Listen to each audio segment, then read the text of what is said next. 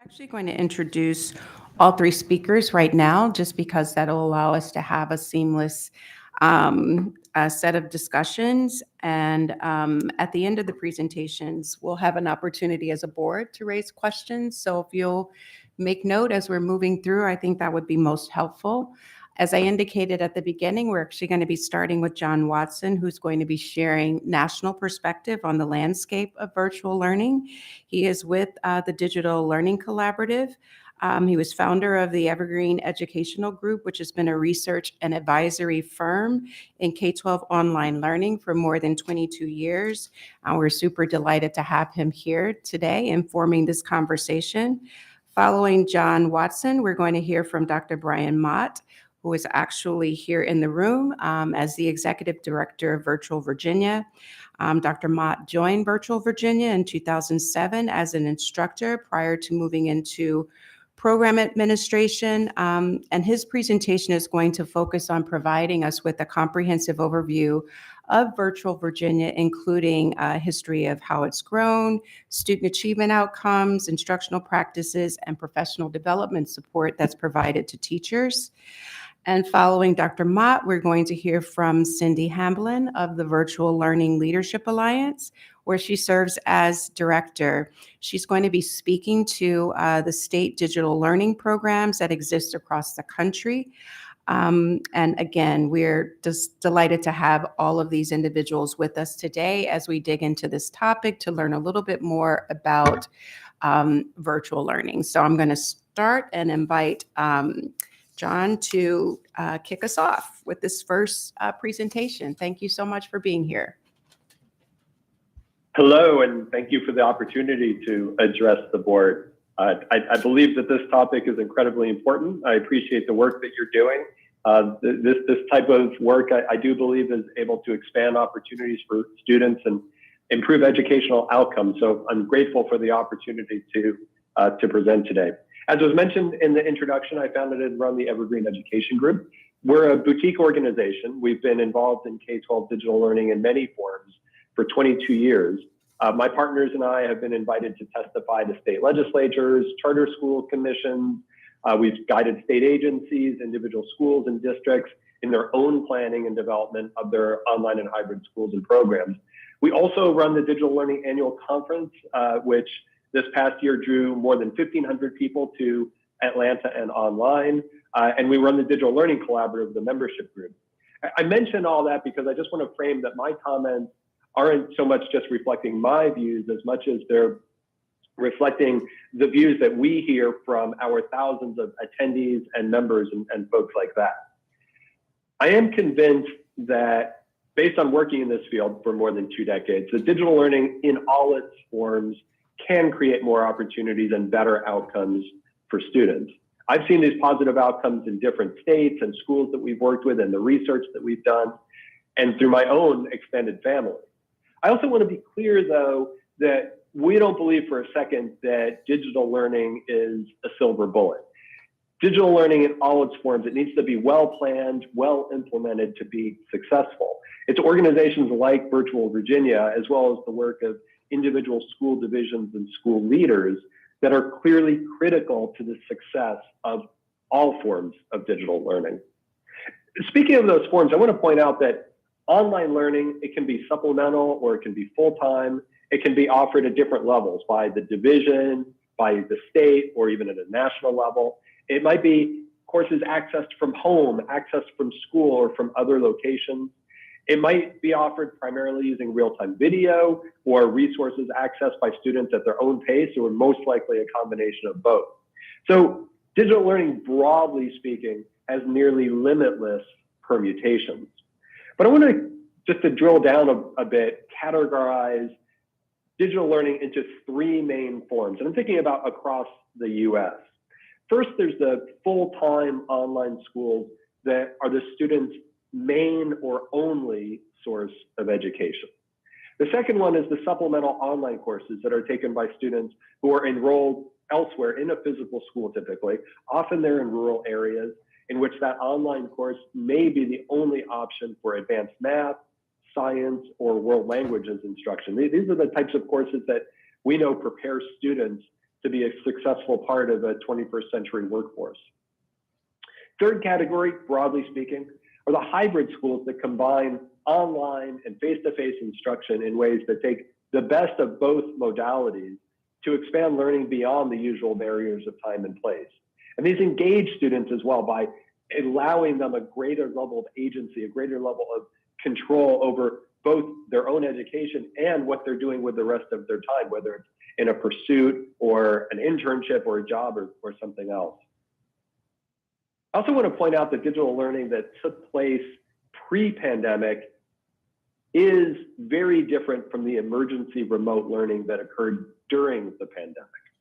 Although the efforts of teachers and school leaders during the pandemic were often heroic, that conflation of emergency remote learning with the pre-pandemic digital learning, I think it's given digital learning a bad name. Emergency remote learning was implemented of necessity with very little planning. It was intended to be temporary, and because of that short time frame, support for teachers in most cases was very limited. None of these negative aspects are true with the types of online and hybrid learning that existed pre-pandemic and are now re-emerging, or they existed throughout the pandemic, but they're really becoming more important than ever. One thing in particular, during emergency remote learning, a lot of instruction was heavily dependent on real-time video. In contrast, what we see among the more experienced online and hybrid schools and programs is that they often combine teacher support and student-directed learning as students move through materials in a way that's partly guided by a teacher and might include some real-time video, but it's also very significantly student-directed as well, and based on asynchronous interaction where students are working with materials and working with teachers through email, discussion boards, and a variety of different communication modes. So that sets up the landscape. I just want to talk for a few more minutes about a few ways to frame the digital learning discussion. First thing is that it's very clear that teachers are as important in digital learning as they are in mainstream forms of education as well. As I mentioned earlier, we've been studying this field for more than 20 years. And we have found that literally 100% of successful online and hybrid schools and programs use teachers in central roles for delivering instruction and supporting students. This means that teacher recruitment, preparation, evaluation, and ongoing support is absolutely critical. It also highlights the role and the value of Virtual Virginian in not only how it supports its own teachers, but how it can play an ongoing role with teachers across the Commonwealth. Tied to this fact that teachers are so critical is that innovative schools and programs are thinking about how to best use teachers and other caring professional adults in a variety of roles. Some schools are elevating the roles of counselors and other mentors in ways that alleviate some of the workload on teachers. Other schools are adding these counseling and mentoring roles to teachers' workloads. Because of these varying approaches to how schools are using teachers and other professionals, I'd be very cautious about setting either requirements or expectations around issues like student-teacher ratio. Because in the digital world, these can be successfully higher or lower than in traditional schools. Second, I want to make the point that we should keep in mind that providing digital learning options is truly about offering options for students. As a Commonwealth, you're not making a decision about online and hybrid versus in-person. Ideally, in my opinion, you're creating options for all students and all families that they can choose from. Creating more online and hybrid options for some students doesn't hold back any other students in any way. Contrary to that, I've actually seen the students over 2+ decades who are really well served by a new type of environment. So often they're engaged because they find their interests, whether in a career, a pursuit, or college, in a learning environment, a different learning environment that supports their interests fully.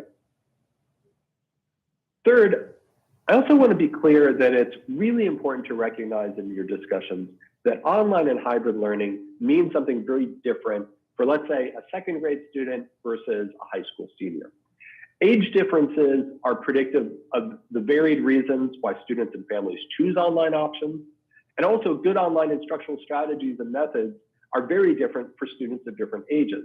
So in your deliberations, I would encourage you to think about whether you're considering all ages and to what extent requirements or recommendations are different for those different ages.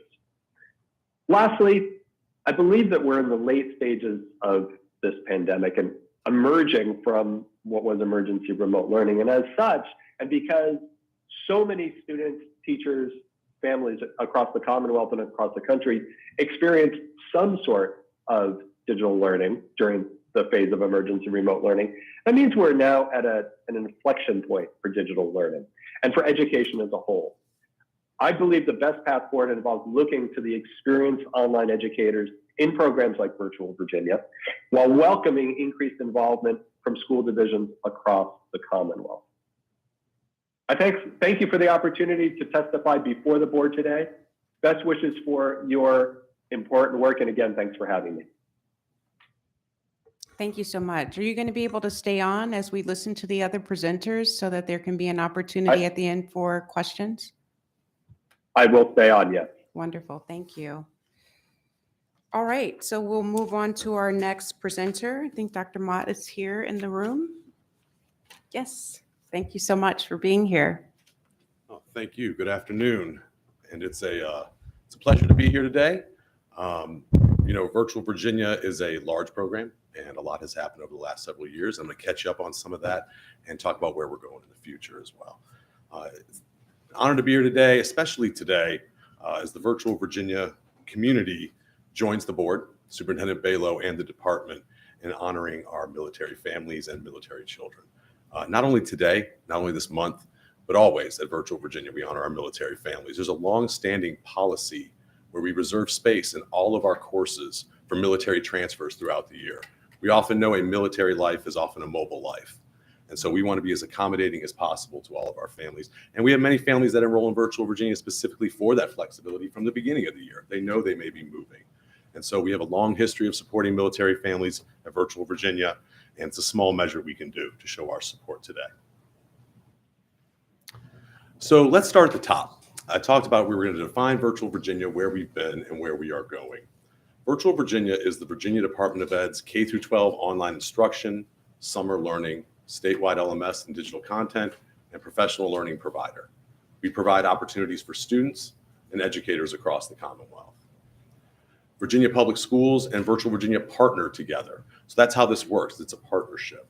And we work together to ensure that learners have access and opportunity that complement those available in the physical school. We have 4 programs at Virtual Virginia, as I referenced: the K-12 instruction program, our outreach program, which is the statewide learning management system, and our professional learning and summer learning programs. And today I'm going to go over all 4 of these programs and give you a little bit of a history and where we are going forward. Let's begin with our K-12 instruction program at Virtual Virginia. One of the most updated stats we want to share today is our participation in this school year in our K-12 program. Nearly all divisions in the Commonwealth currently participate in Virtual Virginia, 97% of divisions this year. As I referenced that partnership and how it works, this has been our longstanding model at Virtual Virginia. We're trying to create the environment for successful online learners. And in our K-12 program, Virtual Virginia provides access to the instruction, content, resources, and that teacher of record in that learning environment. The enrolling school also has shared responsibility. They provide all the student services, a local school counselor, and a mentor role, and any textbooks, materials, and resources needed for that student to be successful online. And working together, we have a long and rich history of successful online learners in the Commonwealth. One piece that we didn't include there was parent accounts as well. Parent and guardians are welcomed into Virtual Virginia. They are champions in student learning online. And so we want to partner with them as well and make sure that they have access to the student, access to all the information the school has, and access to the same information and data the teacher has in that online course as well. Students who are enrolled in Virtual Virginia do remain affiliated with their school division's ADM, so they remain attached to that local community, that local school, and remain part of that local culture. And again, those accounts, again, create transparency, right, with the school division. And in this relationship, transparency breeds trust. People trust Virtual Virginia because they can see student success, they can see teacher interaction, and they can see how that works to support learners. And again, providing access to data for all of those roles is critical. Real actionable data where learners can perform, stakeholders can support, and we can move on data very quickly in our system. Now, Virtual Virginia, we get the question all the time, are we a pandemic-related program? No, Virtual Virginia's been around for almost 40 years.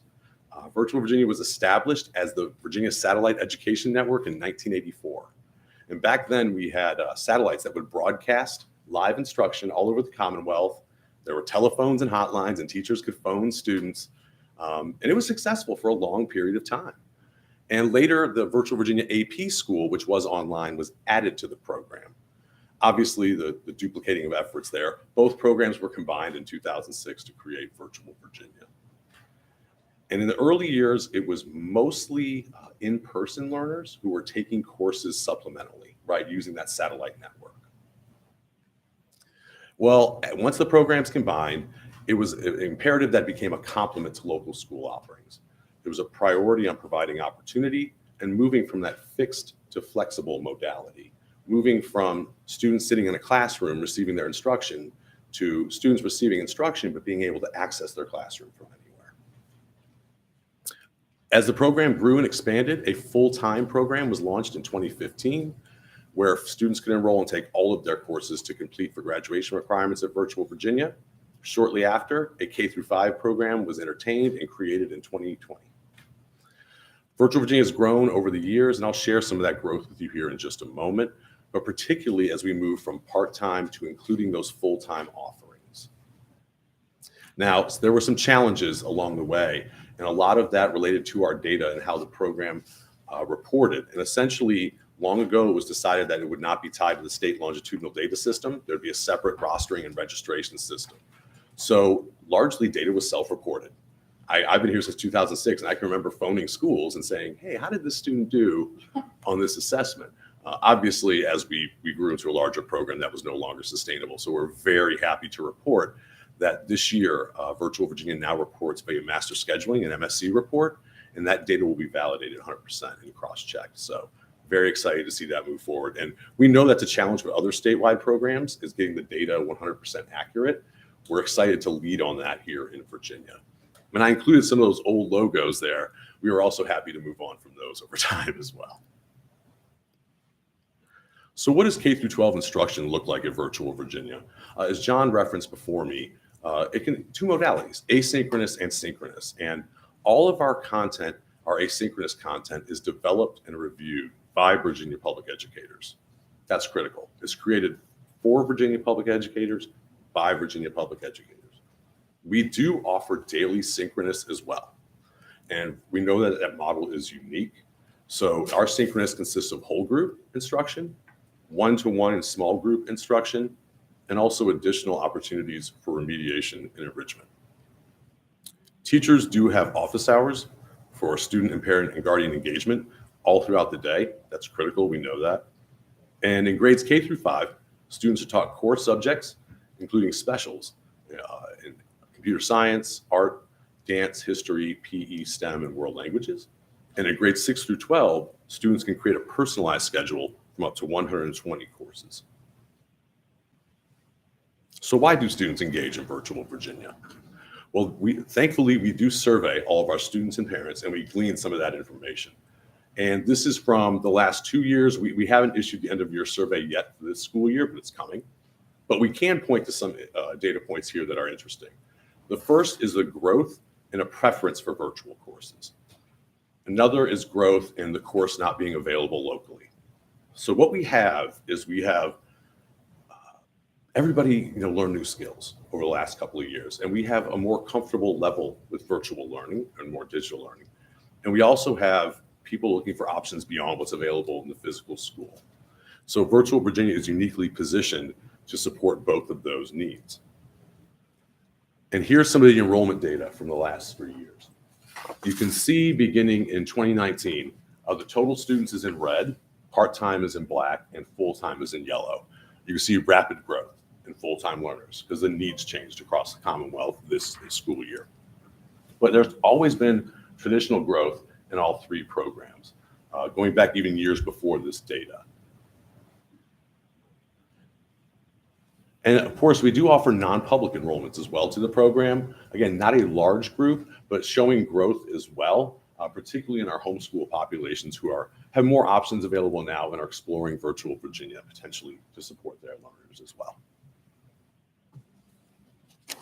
So let's dig down a bit into this year, some really interesting enrollment information. In the fall is the top graphic. You can see in the gray, that's full-time K-5. The yellow is full-time 6 through 12. The black is part-time enrollments in 6 through 12, and the red is total. Interestingly, K-5, you may not be able to see based on where you're sitting, but K-5 grew full-time during the year. That's non-traditional trending. Usually in an online program like Virtual Virginia, students may start off and then realize they need to transition back to in-person. Our K-5 program grew during the school year. Full-time 6 through 12 was anticipated. The number would drop off a little bit as students returned to in-person. However, what was unanticipated was the growth in part-time 6 through 12. That gives us a couple of different opportunities here. One is that students were looking for more options throughout the school year, part-time in supplemental modality, but also some of the students who were full-time at Virtual Virginia that transitioned back to in-person retained 1 or 2 courses. So they remain part-time virtual learners when they transition back to in-person. So all of this information helps us gather where we're going forward. Here's some more of that survey information I shared with you earlier. We're really pleased with these results. 88% of students, when they complete a Virtual Virginia course, would feel comfortable taking another. 85% of parents and guardians would enroll their student in Virtual Virginia again. 92% of school personnel are completely or moderately satisfied with the Virtual Virginia program. And one that's really important to me, 90% of school personnel believe that students' Virtual Virginia experiences create a positive view of virtual learning. As I mentioned earlier, we are working to get our data 100% validated. Some of our partners, including the College Board, has done some of that advanced work for us, and they recognized long ago that virtual programs supporting AP learners statewide didn't necessarily have that cross-check of data, so they created the AP Classroom. And through the AP Classroom, students, although they're enrolled in a local school division, taking a course to an online provider are tied to that provider. So for the last 2 years of the AP College Board's classroom, we have been able to glean reliable data on AP test performance. Here is 2020. Of the exams we offered, Virtual Virginia students scored higher on 61%, higher based on a score of 3 to 5. That's typically regarded as the passing range, although the College Board may not like us saying that, but that's how it's reported in schools. We follow that same reporting structure. And Virtual Virginia students on 65% of exams beat the global pass rate as well. So we were really pleased with those until this year, when it improved, when Virtual Virginia students scored higher on 74% of exams, both nationwide and compared to their peers in Virginia. So we're beginning to see some data come in that's reliable, and we're really pleased with these up front with the AP scores. And here's some examples of what that looks like as well. You can see that, these are just 4 of the examinations, but AP Comparative Government, AP Computer Science, which we built with our partners at Code VA, AP Macroeconomics, and AP Spanish and Language and Culture. You can see how Virtual Virginia students compare to their peers in both the Commonwealth and nationwide. So the backbone of our program is our instructors in our K-12 program. Virtual Virginia, we do use part-time and full-time K-12 educators. They all possess a valid Virginia teaching license. And we do a pretty extensive recruitment process, and I'll share with you where our teachers currently live in just a moment. We recruit in the Commonwealth and across the country. We aren't bound by geography, like some school divisions may be. They have to get teachers that are relatively close to their division. We're able to recruit the best teachers from anywhere in the country and around the globe. Now, we put a lot of emphasis on our recruitment process, and all of our teachers must create a Teaching with Virtual Virginia course before we even offer them a potential to work with us. They also have to demonstrate and practice that they know how to teach online with us as well. So our recruitment process is pretty strenuous for our teachers, but we feel that that's necessary because of the work that they are doing. They must not be under contract with another Virginia public school. We don't play that game. Essentially, we only offer teachers who are available, and they do have to participate in regular professional development, which I'll dig into in just a moment. We did talk, John had mentioned it briefly, about teacher ratios and loads. In the absence of current regulation, we do follow the SOQ and SOA at Virtual Virginia for our full-time educators. And as I mentioned, this map changes. We don't have time to really pretty it up because it always is moving as we add faculty and staff to the program. But you can see where they live. And largely it's east, west, north, south in the Commonwealth, across the country. And we also have global representation as well. In Costa Rica, we have 2 on a base in Germany. There are military families. And we also have 1 currently in Spain. So we are fortunate in that we are able to recruit and find the best qualified educators. And we are very happy to welcome more to our family because it is a growing family and they are so energized and they're such a great staff. I've referenced earlier about some of our professional development, and we are really proud of our educators and how they are highly trained, highly qualified, and being the best in class, essentially. We offer internal opportunities, such as an ed camp at the beginning of the school year. That's a week-long training online for our teachers to get ready. We offer weekly lunch and learn workshops every Wednesday at 12:30, monthly professional learning activities that are aligned to the national standards for quality online teaching. And we do PLC, professional learning communities, as well, grade level subject area groups within our faculty. We're also proud of our partnership with Quality Matters. We have many of our educators complete the K12 rubric, the reviewer course, and the accessibility and usability workshops provided through Quality Matters. So really excited about continuing our endeavors with that group and other professional organizations such as John Watson's Digital Learning Leadership Alliance. One thing to think about here is Virtual Virginia is a peer group of 1 in the Commonwealth. There aren't any statewide programs. There's 1. And so it's important for us to reach out to other states to see where we sit, learn from them. And some of that best professional development we can get as an organization is learning about how others in the country approach the same challenges that we do. So where are we going? Virtual Virginia, we are poised to grow quite a bit in the next school year. Our K-12 instructional program has grown dramatically over several years, as we've shown, but we're poised to add growth in students enrolling both part-time in-person or full-time online learners. This year, we've had that unique shift where some of our full-time learners transitioned back to in-person, but remained enrolled in several Virtual Virginia courses. So we see that the needs shifting, and we want to make sure that we are flexible enough to meet those needs. We do see, again, that shift to support in-person learning needs. As students go back into school buildings, they've all learned new skills. Our world has changed, and we want to make sure that we are supporting both students and educators in this new world. We are finding more highly qualified Virginia instructors to work at Virtual Virginia. We're out recruiting now. We are looking at more core and supplemental opportunities in K-5. I'd like to sit here before you and say we've got this all figured out, but we're still learning. And so we want to make sure our K-5 program is aligned to the needs in K-5, particularly as some of those learners in grades 3 through 5 are looking for more asynchronous options. We still offer the daily synchronous, but there are some learners who prefer that asynchronous route. We are adding more courses for learners in grades 6 through 12.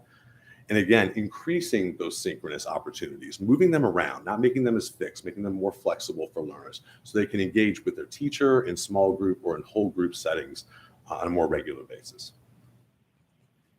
I'm going to shift gears and talk about another Virtual Virginia program for just a moment. This is our outreach program. This program is where Virtual Virginia provides a statewide learning management system and K-12 course content at no cost for Virginia public schools. Our participation map for this one's a little easier, 100%. 100% of school divisions have the LMS. It's a statewide learning management system. There are differing stages of adoptions at this point. Some are just exploring. Some have just turned it on in case they need it. Others are in full-on adoption. of the learning management system. And let me explain what an instance is. So we make the learning management system available for schools and give them full control over how they orchestrate it. Okay, we don't mandate how it's developed. We give them the learning management system, 24/7 support, training and content, and they'll let them build it how they want to build it to support their learners. And as I mentioned, we are at differing levels of adoption and implementation in this program. So we're constantly doing training, constantly doing support for all of those differing needs across the state. I could sit here and talk all day about why this program is critical. But I'll just go through a few points here. This program was established in 2012 with one course.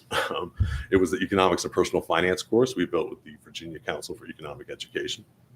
And we provide that LMS and that content available. But really, there's reasons behind why it's important. Why a learning management system? Well, at some point, automation is key, right? Everything has been automated at an accelerated rate over the last 2 years, and K-12 education is not immune to that. As I mentioned earlier, every part of our lives have changed, and our K-12 system needs to reflect that. I mean, how do we support those students? Interoperability is critical going forward. Everybody's learned new tools. How do those tools interact, and how does that data interact in a secure space? So what I like in the LMS too is those big Lego plates when we were kids, those big green squares. Every tool that we use is a Lego, and it fits, and it talks, and it communicates, and it all links together. And LMS provides that space for school divisions. Organizing everything securely in one place. Again, keeping our data secure as more and more data comes into our systems. An LMS provides unlimited access for learners. They can access the class, they can access resources outside of the traditional school building or school day. It does provide real-time actionable data. And some of this at Virtual Virginia, we've been using a learning management system since 2016. Some of those actionable data points are critical. As students don't log in or they don't complete an assignment or their grades start to slip, that data is real time. You need to have that available, and providing an LMS is a way to really harness that data and track progress and performance. There is cost savings clearly on things like printing, travel, professional learning. You can put all that on a learning management system in your division and do things a bit more efficiently. It does expand the division's profile, so a division can offer more options for their learners and their educators. It's a digital ecosystem, which is really a 2022 solution to 2022 problems. We can't keep throwing 2010 solutions at 22 problems. We have to use real world tools to solve them. I know these are buzzwords, but blended learning and personalized education are more easily attainable using a digital system like a learning management system. And again, that transparency. All of our parents and guardians that see our courses, they can log in and see them at any time. And that transparency for parents and guardians is critical. We're at an all-time high in engagement right now, and we need to leverage that engagement to help our learners succeed. So providing a digital space where learners can access their courses does provide more transparency at home. And some examples, and we've seen schools in the last year spin up these solutions are, snow days. You can run them virtually. You have a sub, or if you have a new teacher, you can bring in resources very quickly and support that educator so they can begin teaching. I did reference we do create content as well and make it available on the learning management system. What's available now in K-5 are resources in reading, writing, math, social studies, science, and STEM. And in grades 6 through 12, we have all the core content, AP, world language, computer science, health and PE, and credit recovery content available as well, all at no cost for school divisions to go in, download, modify, use, however they like. We started tracking the downloads initially on that content 2 years ago. We hit 100,000, and then it was just wide open because school divisions can download one course, make changes to it, and make copies locally, and we don't even know. So we got to 100,000, and we figured that was a safe number to stop at that point. And we are expanding. We're creating more content next year, additional core academic and elective content, additional world language, health PE. We're adding CTE, fine and performing arts, computer science, English language supports, and career exploration to the catalog next year, all available to public school divisions, all for free, all downloaded within a few seconds. Just hitting click download. So we're really excited about our outreach program, the opportunities it provides school divisions, but where we're going forward is so critical, and this program can really support educators and school divisions. Next, I'm going to jump into our professional learning program. And this program was spun up initially at the same time as the outreach program in 2012.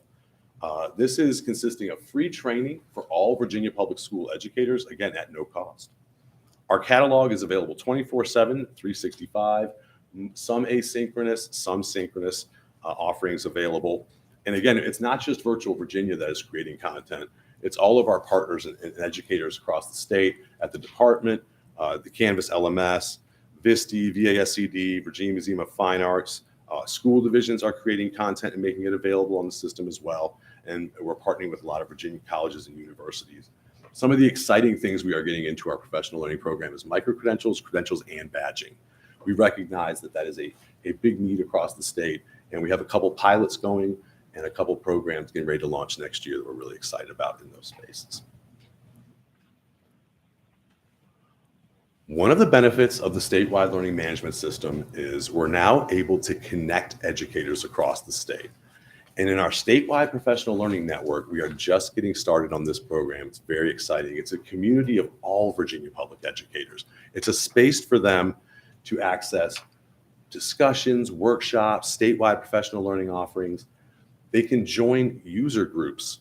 So all the biology teachers in the state can join the biology teacher user group. All the grade level 10 teachers can join the grade 10 teacher user group. And there they can find specific targeted professional learning opportunities available to them in one space. So when they log into the LMS, it's right there for them. It's a statewide professional learning network, and they're able to easily access professional learning opportunities that are updated regularly and available mostly at no cost to them as well. And again, these are both synchronous and asynchronous professional learning opportunities for educators who want to do them at their own time or wish to attend things like webinars or live trainings. So our professional learning program has really grown over the last several years from just teaching that one course back when we started in 2012 to now expanding to a much wider catalog and a variety of opportunities available. The fourth program I want to talk about today is our summer learning program. And we're heading into summer learning season. This program is picking up a lot of steam right now and enrollments are coming in.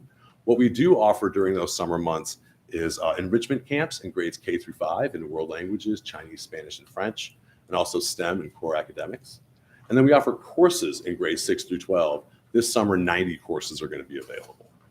We do have 2 cohorts to accommodate differing school calendars across the state, one beginning in early June for those earlier start divisions, and another in mid-June for those near Labor Day and post-Labor Day divisions. So again, being flexible in accommodating those summer learning needs for a variety of learners across the state. So those are our 4 programs, the K-12 instruction, summer learning, outreach, and professional learning. Obviously, we've learned a lot over the last several years. So what some of the most important things that we've learned is Virtual Virginia's K12 model is unique. Our opportunities for synchronous are unique, and that not every provider does offer as much synchronous as we do, but we do feel it's important to provide those opportunities for learners. The needs of K-12 learners across the Commonwealth are changing, and they continue to evolve. They're not as they were a few months ago, as a matter of fact. The investment into teacher recruitment and training has been critical for us. Our teachers are highly qualified, they are trained, and that investment that we make into them has started to show because the positive vibe around Virtual Virginia right now, they are our backbone, are those teachers. The statewide LMS and the needs for a school division LMS is growing. A lot of school divisions jumped onto an LMS during the pandemic, but now they're starting to realize long-term what the affordances are that learning management system can provide them. And connecting professional learning to larger systems is critical. Larger systems are difficult to change, but if we support educators through professional learning, we can help meet those evolving needs as they are going forward. The last thing I wanted to put here about lessons learned is I kind of feel we're just getting started. I think in 5 years, we're going to look back and say, as John referenced, as this is an inflection point. This is a new starting point for us. We've all learned these things. Our whole world changed very, very quickly. And now we're just getting started on how to support learners and families in these new needs that are coming across in the post-pandemic. A lot of things that we've also learned is some of the existing research, in fact, most of it is 6 through 12. So we want to be a part of that K through 5 research here in the Commonwealth. We want to show that Virtual Virginia has been participating in K through 12 online instruction, and we want to be part of that new research that focuses on the K through 12 going forward. And there are, of course, challenges in a program of this size and this scope. One is our flexible staffing. When we enroll students, we try to remain with the SOQ, SOA. However, enrollments come, enrollments go, students transition back. So it's difficult for us to maintain a static teacher load, a teacher ratio, but we do pretty well. And there are other challenges too, misconceptions. One is screen time. I'm a father of 3, and I understand that screen time is very much a real thing, but not all screen time is created equal. If students are engaged and they're producing, that's good screen time. So we recognize that while screen time is definitely a focus, definitely a priority, we want to make sure that we're distinguishing between good and bad screen time. Another is that teachers are exhausted, tired of technology. They feel overworked. We hear that sometimes. I see teachers rolling up their sleeves. That's what I see. I think they're ready to embrace technology, and they're ready to see how it can make their lives simpler and how they can utilize automation and utilize these systems to support teacher learning and student learning. Teachers want to know how students are doing. They also want to know how they're doing, and these tools can support them in that way. Another misconception is that online learning doesn't work. And that's not necessarily accurate. Bad online learning doesn't work. We agree with that. But sound instructional design, sound strategies, and sound approach can be effective for learners. One of the other challenges is, we talked about it a couple times already, is the synchronous and asynchronous requirements. It's difficult because all learners are different. And, K through 2, 3 through 5, 6 through 8, 9 through 12, they're going to have different needs as far as synchronous and asynchronous. We will continue to support, again, data reporting, as I referenced earlier with our MSC report. We are thrilled about that. We want to continue to be part of that K through 12 research, and of course, supporting blended and personalized learning going forward. Virtual Virginia continues to be on the forefront of that. And again, as we go forward, we expect growth in all of our programs, all 4, the K through 12 instruction, the outreach, professional learning, and summer session programs going into next year. Thank you. Thank you so much, Dr. Mott. And Ms. Hamlin, actually, if you could just stay for a moment, if it's okay. I noticed that we lost John.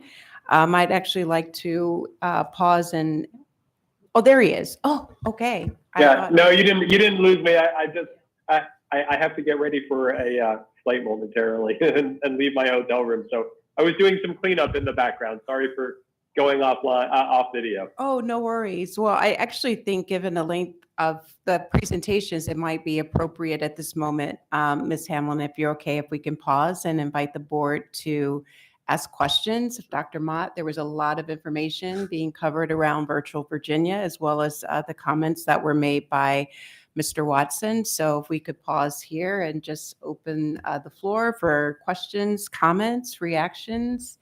That was a very comprehensive overview of something I know I've heard a lot about Virtual Virginia during my short time on the board, and appreciate having a chance to kind of get more nuanced and understanding its underpinnings. So, questions?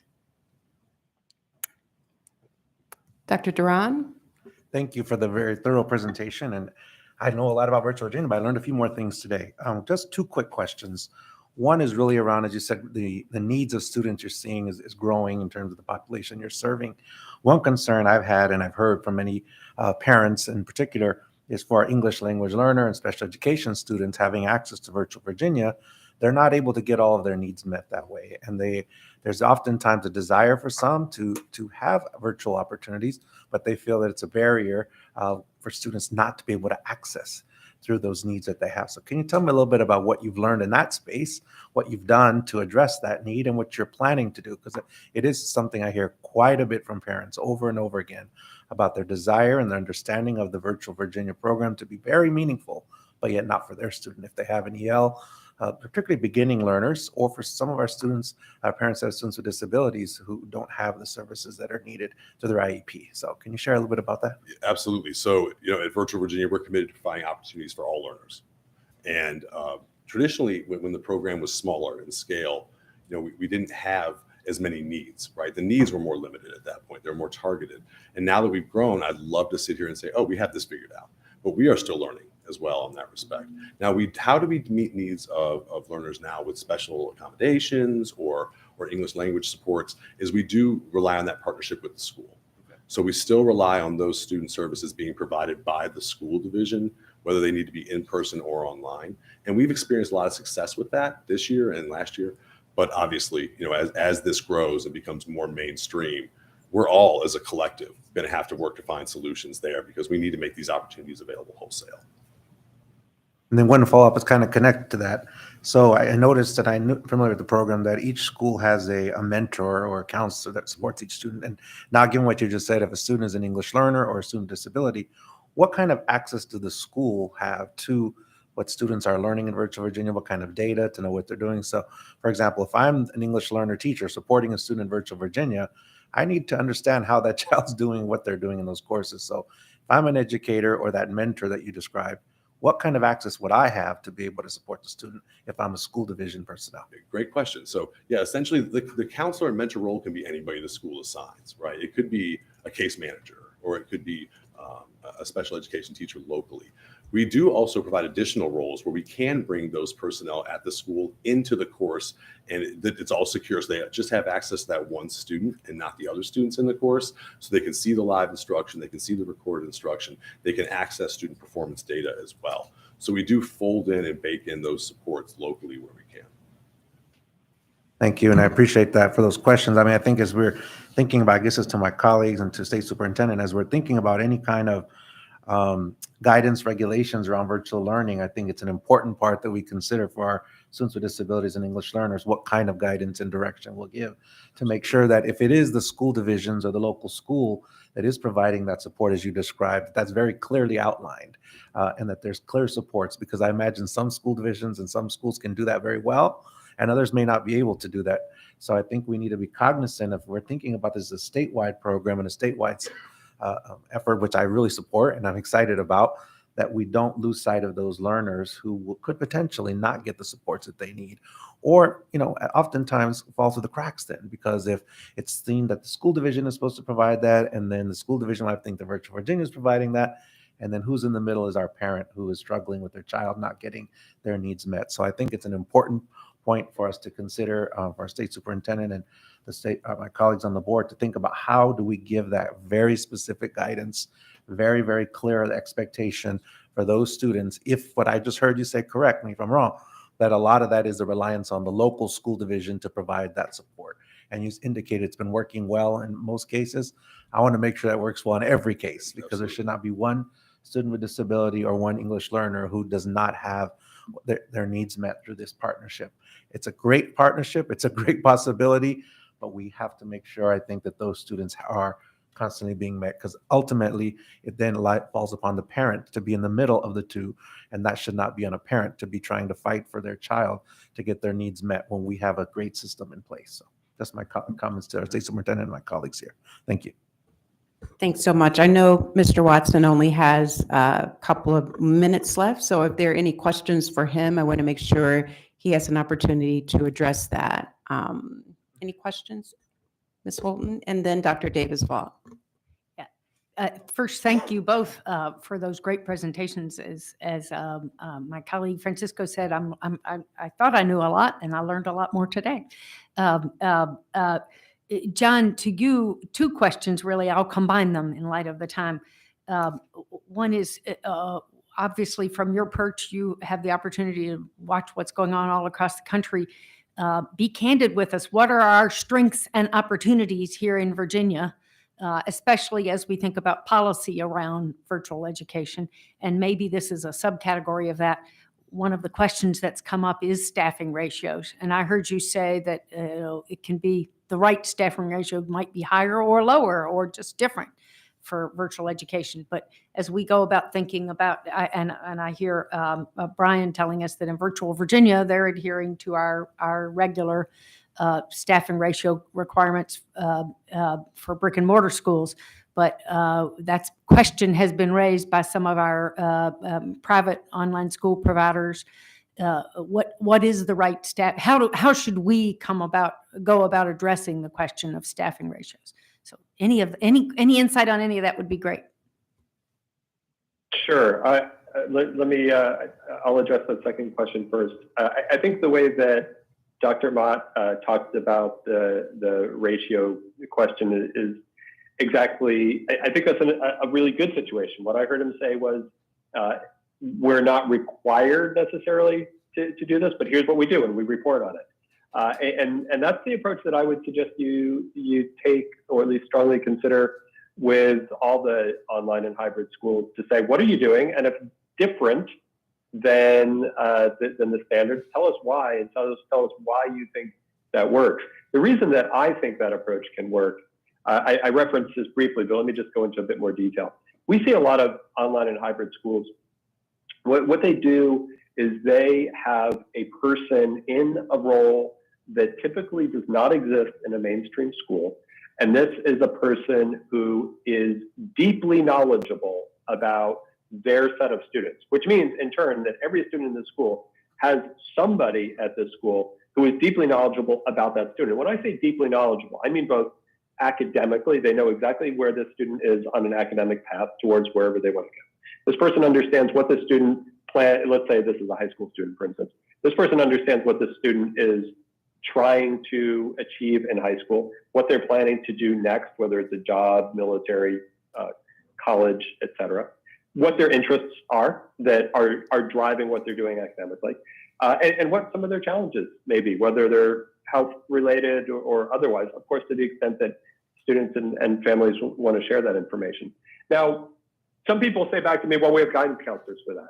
And my answer is, if you look at typical national ratios for guidance counselors, and I don't know what they are in Virginia, but if you look at the typical national ratios for guidance counselors, they are in the hundreds of students. And there's no way that the type of relationship that I just described can be delved into deeply with somebody who has hundreds of students. So I just use that example because what that's done is it's bringing somebody in who is at a very, very different type of role than is typical. And as I referenced in my opening comments, sometimes that's a teacher. And so what that means is the teachers who are doing this are playing this role are typically not going to have as many students in their classes because they're taking on this really important role. Other schools are creatively looking at ways to work with teachers and often actually working in teams. I'll mention something knowing that I can't get deeply into it, but the analogy I'm using is there's a lot of healthcare systems that are now using doctors, physician's assistants, and nurses in different ways, which frees up what the doctors can do while using these other really important professionals in different ways.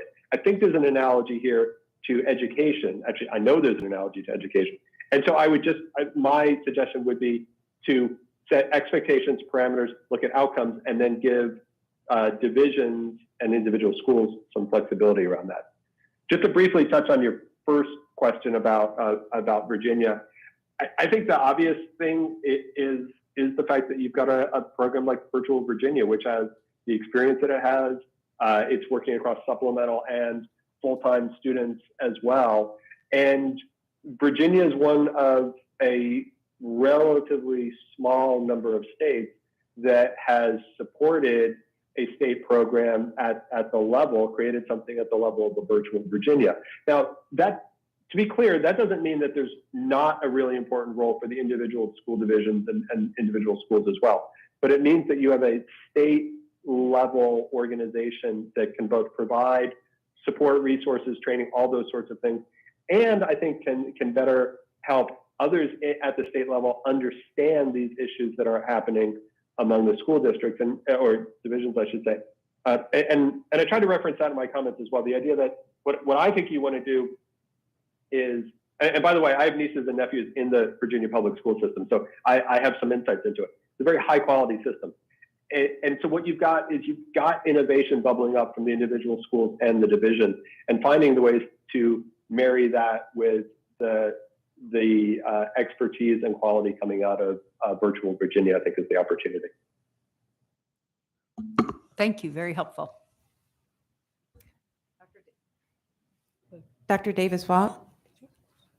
Thank you, Dr. Mann.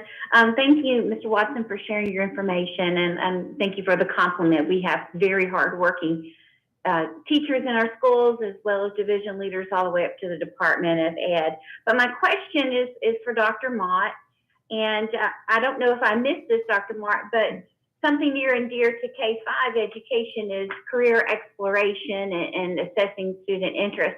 Can you tell me if you mentioned, and I missed it, the method that you're using to guide students through that process?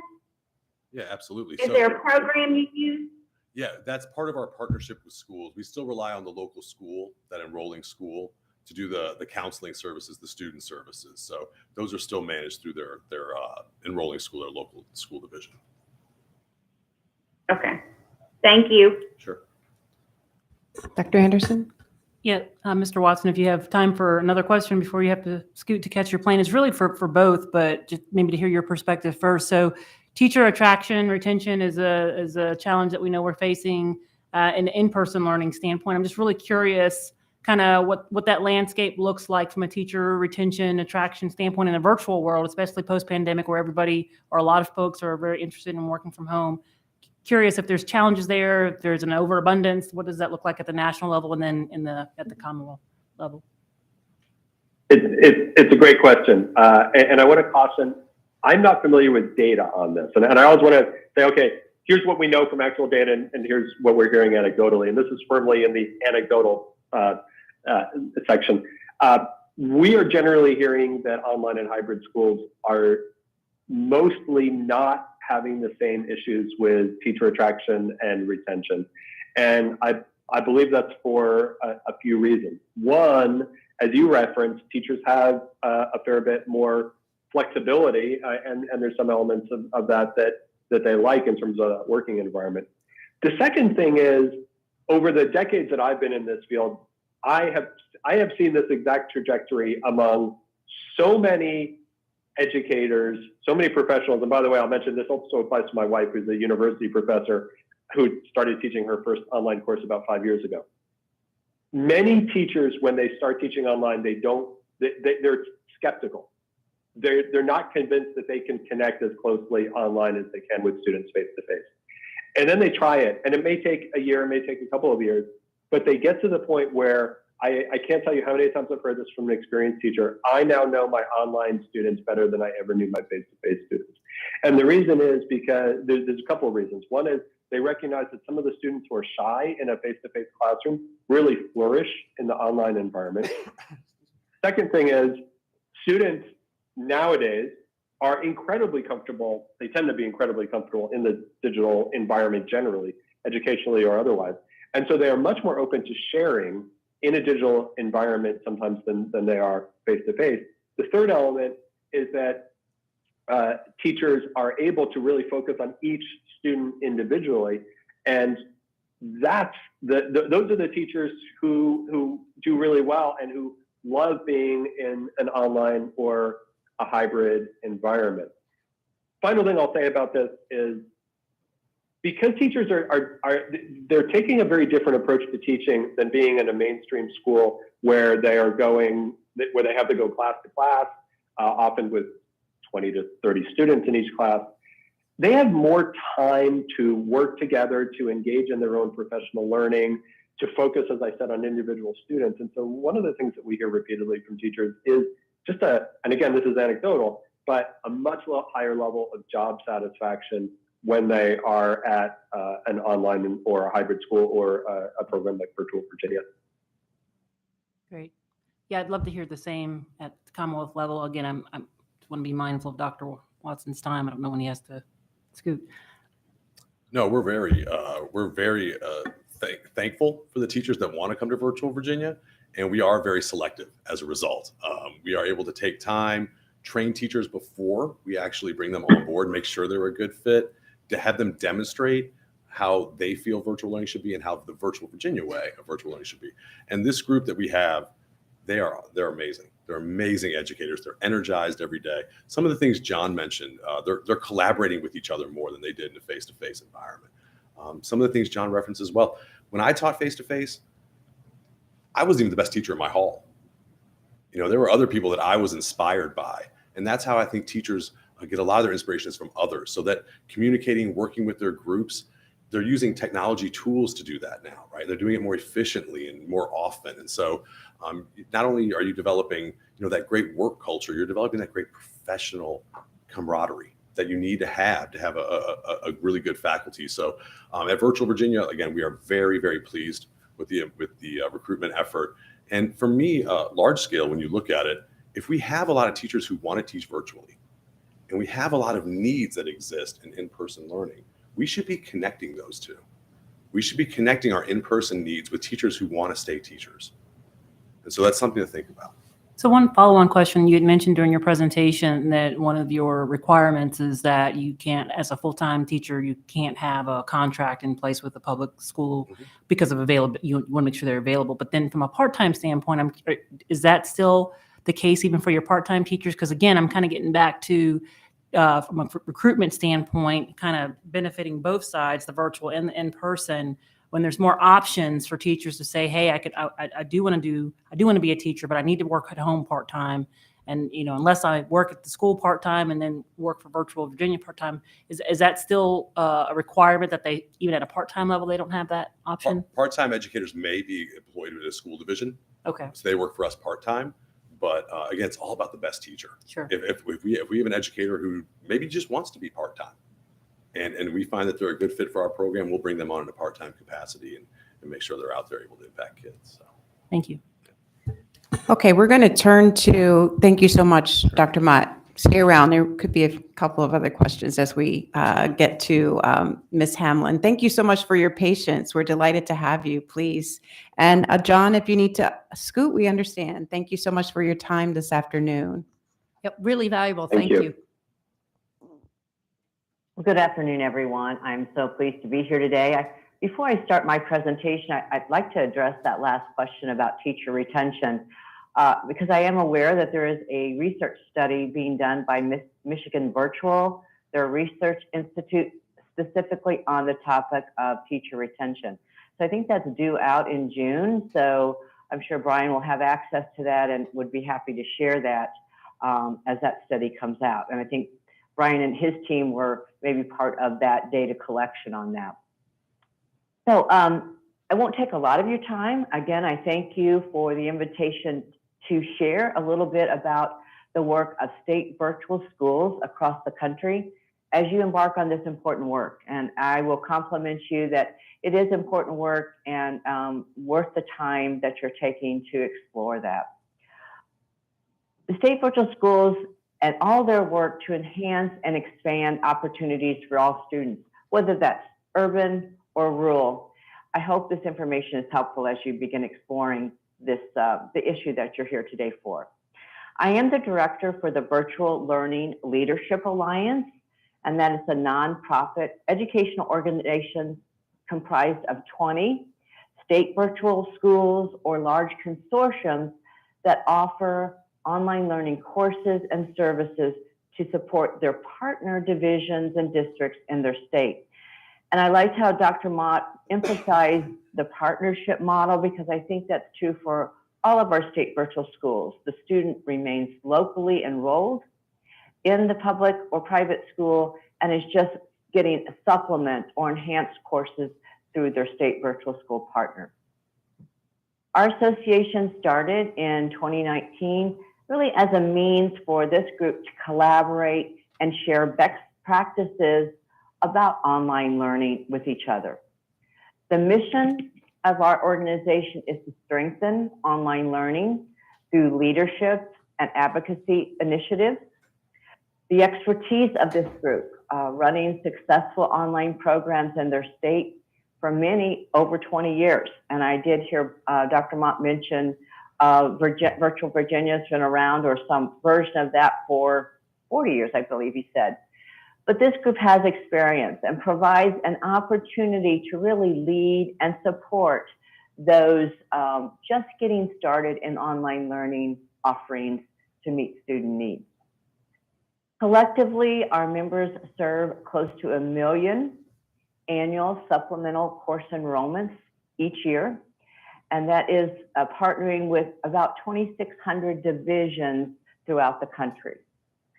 This number that I mentioned, the close to 1 million enrollments, does not include the enrollment from divisions that utilize the state's virtual school, the state virtual school's LMS, I should say, and the courses that they've developed.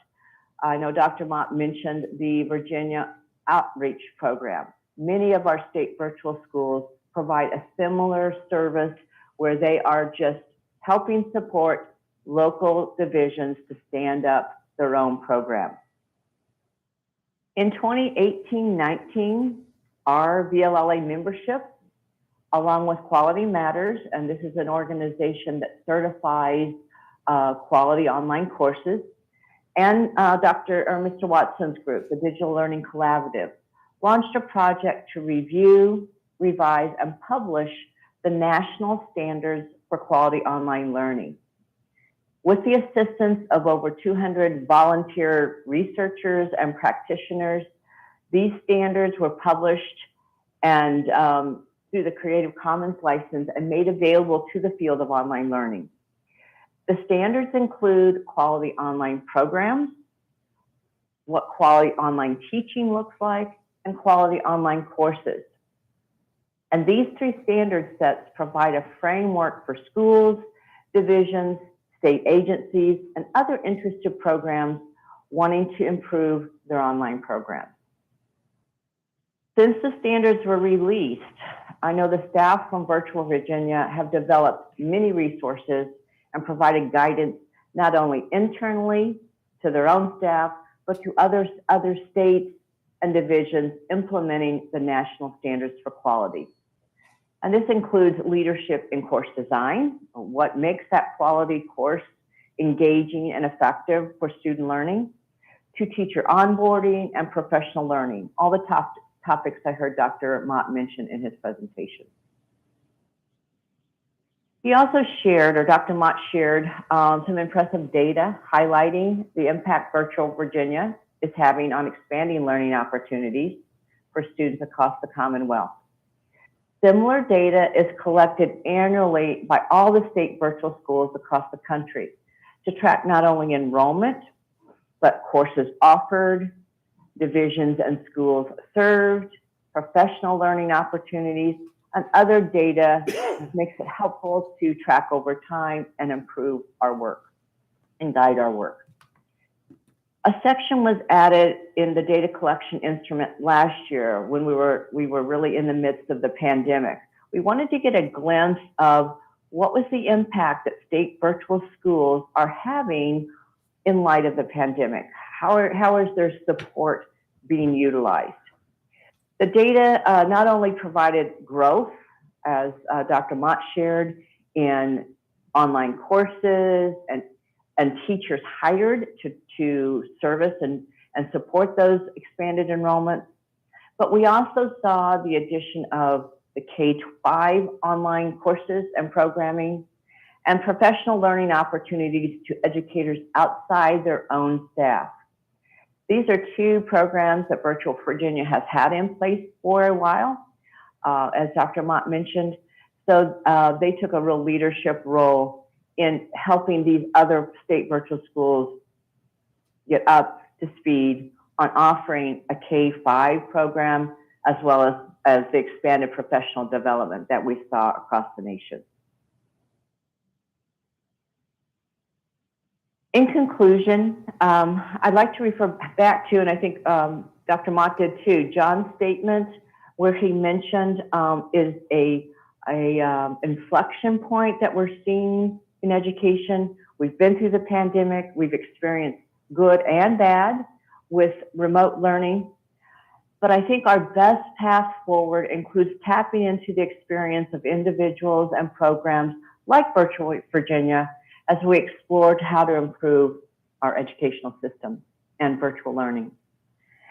Again, thanks for the opportunity to share the work of the state virtual schools and their efforts to enhance educational opportunities for all. Thank you. Thank you so much for being here and sharing those comments. Are there questions for Ms. Hamlin, Dr. Duran?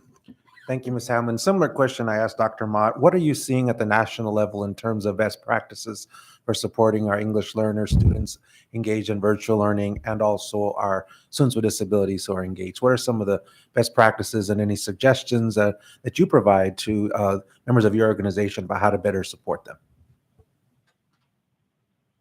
Well, I would respond very similar to Dr. Mott. I think that is an area that we are constantly focused on, as well as accessibility. I wouldn't say anyone has it perfect yet. It is an area that we continue to grow in. The partnership, going back to emphasizing the partnership, that is true for all of our state virtual schools. They do partner, and it is a joint effort in servicing those students that have other needs. I do see many of the enhancements in course design and content being able to, as we move forward, better support those ELL learners, as well as the accessibility needed for our special needs population. I did have one question. If there aren't other questions, I want to make sure other board members. All right.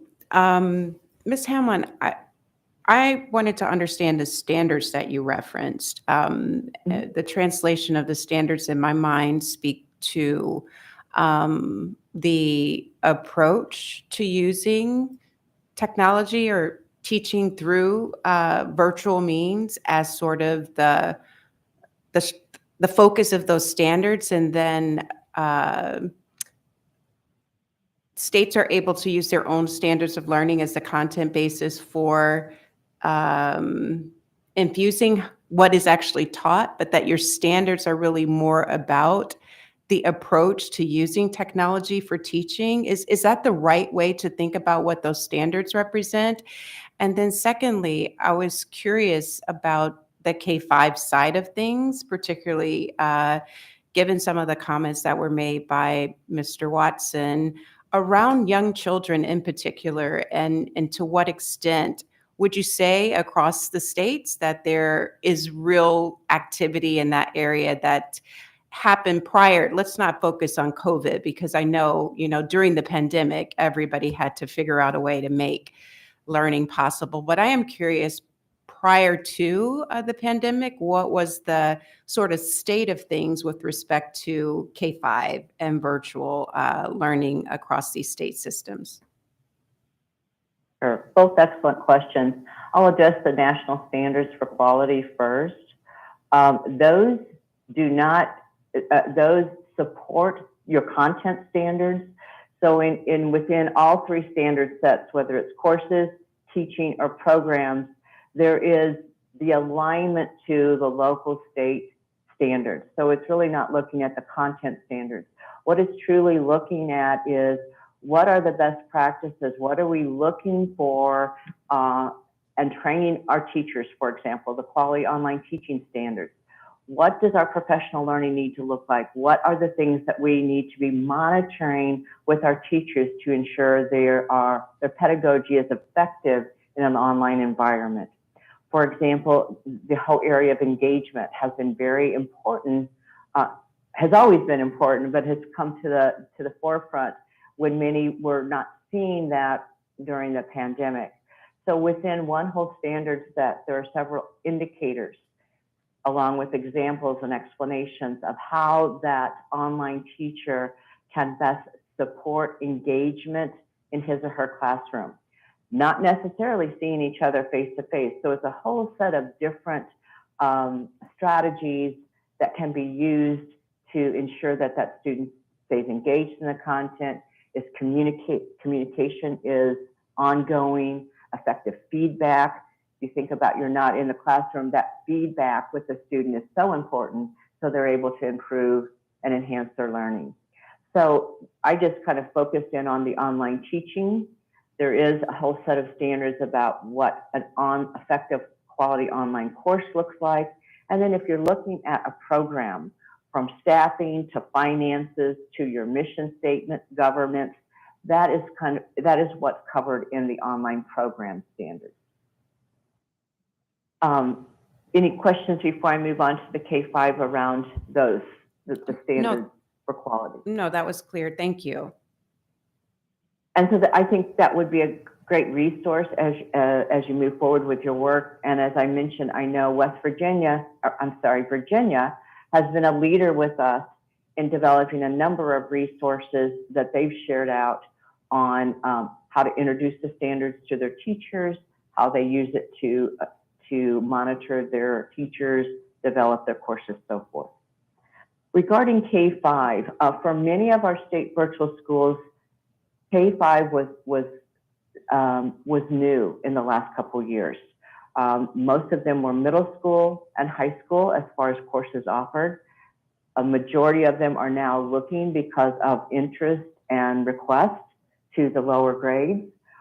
I do see in just talking with our membership and what they're looking at from a K-5, they are looking at more synchronous opportunities on a daily basis to meet with those students. Unlike maybe middle or high school, that is a key point that they're building into their models, and a lower student to teacher ratio when we're looking at K-5. So those are the two things that would stand out that I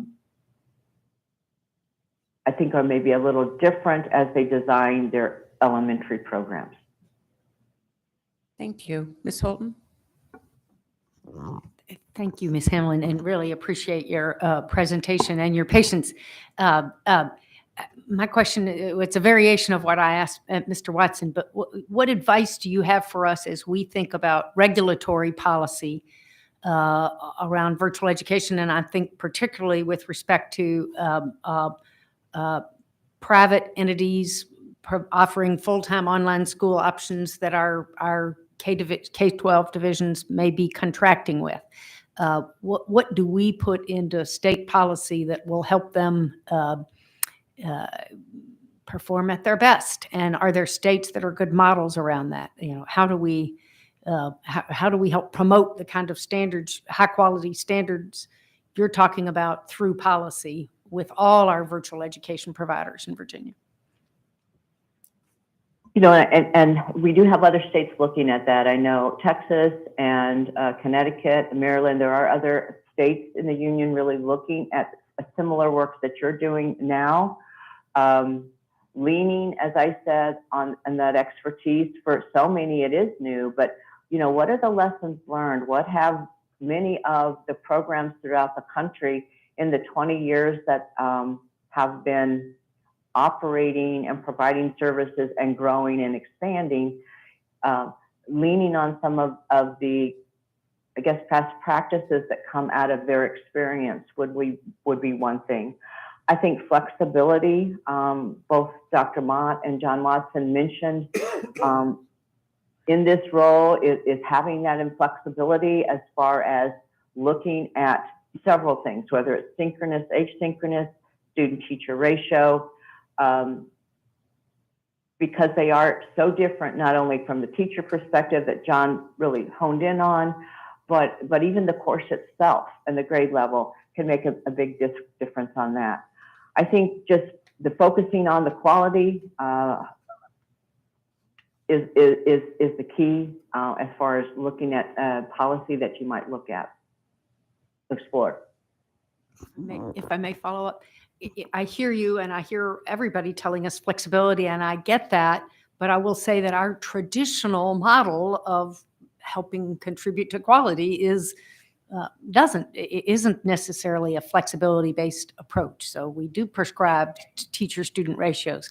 And so I'm hearing you say in this environment, and I'm hearing the others tell us that may make less sense in the virtual environment. And I get that. But how do we separate the wheat from the chaff? And I do know from the literature I've read that there are online virtual schools that are doing great work, and there are folks that are doing terrible work.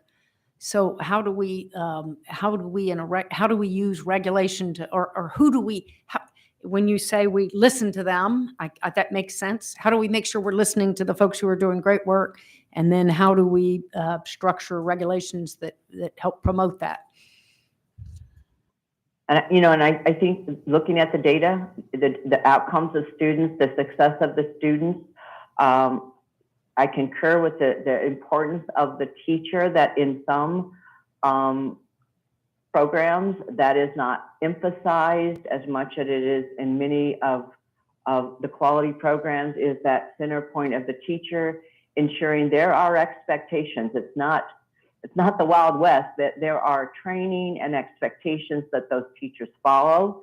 Someone is monitoring that teacher as far as, what kind of feedback are they bringing? How often are they communicating with the student? Those are the kinds of guidelines, and really looking at what makes that success and ensuring that is kind of within the policy guidelines. Thank you. And it's also very helpful to hear other states that are wrestling with this, because that's a learning opportunity, certainly. Other questions? I did have one more for Dr. Mott. I noticed you presented information on AP outcomes, and I noticed you said that there's a process to improve how we understand student outcome in this space, verifying the data that it is self-report and that there are efforts underway to do that. I was curious to try and translate what that really means in terms of outcome data that we have on students that are being served through Virtual Virginia beyond the AP. I know there are other ways that we look at outcomes, and I was just curious about what might you say around that? Well, having data is critical, right? It informs everything we do. And as I referenced earlier, the dueling systems, we have a registration system at Virtual Virginia. We have a state longitudinal data system. They weren't talking. So school divisions would go in, register students for our courses. They would complete courses, but the STI may be off by a number, right? And so at the end of the year, when we ran that compliance, we would find there was no in-person test for this individual student because the STI didn't match identically. But the school had all the reporting. The school still reported the transcript, the SOL assessment grading, things like that. So the school still had the reporting. We would have to reach out to them previously and say, how did the student do on this exam, or AP, SOL, and so forth. That isn't efficient. And that's not sustainable as this program scales and grows. So now we do submit, as I said, that master schedule report, which is cross-checked and validated with the SLDS going forward. So we do have more accurate, reliable information. And I did the AP exam scores we used. Those were based on the College Board's new system, where they tie the student to the institution they received the instruction. So they recognized this was a challenge nationwide. And part of the AP classroom was bringing that data back to us. So again, early results positive, and our faculty and staff, they live with that chip on their shoulder that, this data from, 2019, we don't have it all, right? So they work within that space, and they're really thrilled that this MSC report is going to bring some more cross-checking and validation of enrollment data for sure. And the retention question that Dr. Anderson asked, do you all track a retention of the teachers that are teaching in Virtual Virginia? Do you all have a way of understanding what your numbers are? Oh yeah, we absolutely. And with the growth we've had, we're now several hundred teachers strong. And we staff based on enrollment, and we just did our intent to return. And this is a little bit behind the curtain. We only had 2 who elected not to return out of hundreds. So, they feel supported, they feel engaged. Some of the stuff that teachers have to do, like I mentioned, we leverage automation. We leverage a lot of that for them. So they do have more free time to get to know their students, to interact with the parents and guardians, to provide additional support as needed. So we're using technology to benefit instruction in ways that these teachers haven't seen before, right? Because we've been doing this for 10 years. We've been doing this at a high level since 2006. And so, a lot of the challenges school divisions had when they went online in 2020, we had those challenges in 2018. 2008, 2007. We developed solutions for them. Sorry. Yeah. Ms. Holden? You reminded me, I forgot to say, I think I've told you this before, but one of my children, all of whom came up through public education in Virginia, one of my children took a virtual Virginia Chinese class in middle school many, many, many moons ago. So it was early, but you had a great experience. Thank you. No, and again, we've learned so much, and it's been a long road. I've been here since 2007 at Virtual Virginia. I started off as a teacher here, and a lot has changed then. And if I could encapsulate the 16 years I've been here, the first 7-8 years were all about challenges, right? We were figuring out what we were doing, and schools were figuring out how to leverage Virtual Virginia. The last 7 or 8 years were really about growth and sustainability. They truly were, like incremental growth, and then of course the last 3 years has been quite amazing. I think the next 7-8 years are really going to be focused on quality, or we need to be focused on quality going forward, because there's just so many options out there now. How do we distinguish high quality from a program that isn't high quality? So that's our focus internally, is how do we ensure that we're providing the best possible opportunities for learners. Okay, Thank you. we're going to hear, I think, Superintendent has a comment, and then we'll wrap it up. Yeah, so first of all, thank you to all three of the presenters, and thank you to the board members for asking such thoughtful and deep questions. As I kind of synthesize all of the information that I heard, especially Dr. Duran, what just bubbled to the surface for me, and Dr. Mott, as you talked about, like, look, it's been incredible what's happened over the last 3 years, and looking into the future, how do we harness that, and how do we unleash everything that was good about it, and how do we improve on everything that maybe was a little more challenging as we responded to a crisis worldwide? And I think part of the answer is you've given. Look, we're really vested in this. We're going to keep improving. We're putting quality, increasing access, but not forgetting about quality, and in fact, improving quality at the very forefront of those conversations. So, and you and I haven't talked very much. We have via other people, because I've been asking lots of questions, but I know that I will be really interested moving forward with, what is our plan? Like, what is our matrix for making decisions over the next 7 or 8 years? Where do we really want to lean in and lead the nation? Where do we really want to lean in and put our chips in terms of quality and access? And again, Dr. Duran, thank you so much for just kind of bringing that to the surface today. But I know that that's one thing we'll be working on as an agency, is just really understanding what is our plan. We don't want to always be responding. We don't want to be trailing. We want to be leading in this work. And we have all of the makings for it, and we're poised to do that. And so I guess our commitment to you is to make sure that we do have a plan that's articulated, that's thoughtful, and that may already exist, whether that's sort of in your team's brain power or in the way that that you work and what you think should happen. But I want to make sure that as we go forward, we have an articulated plan that is backed up by all of the wonderful data that you shared today, and driven by all of the data that's available that maybe we didn't share today. No, absolutely. And you've been busy. So, no, I think this program, which all you heard today, we didn't just spin it up. It's not me. It's a collection of efforts over decades, and a collection of people in the room. Everybody's putting forth this program, and we're really proud of the footprint, obviously, but we now recognize that in 2022, we've outgrown that footprint a little bit, and there's a lot more that we can be doing. So we look forward to it. Awesome. Thank you. Ms. Hamlin, thank you so much for your time this afternoon and sharing with us. We certainly look forward to staying in touch as the board certainly undertakes the work it needs to do in this space regarding regulation. So Thank you, and good luck on your work.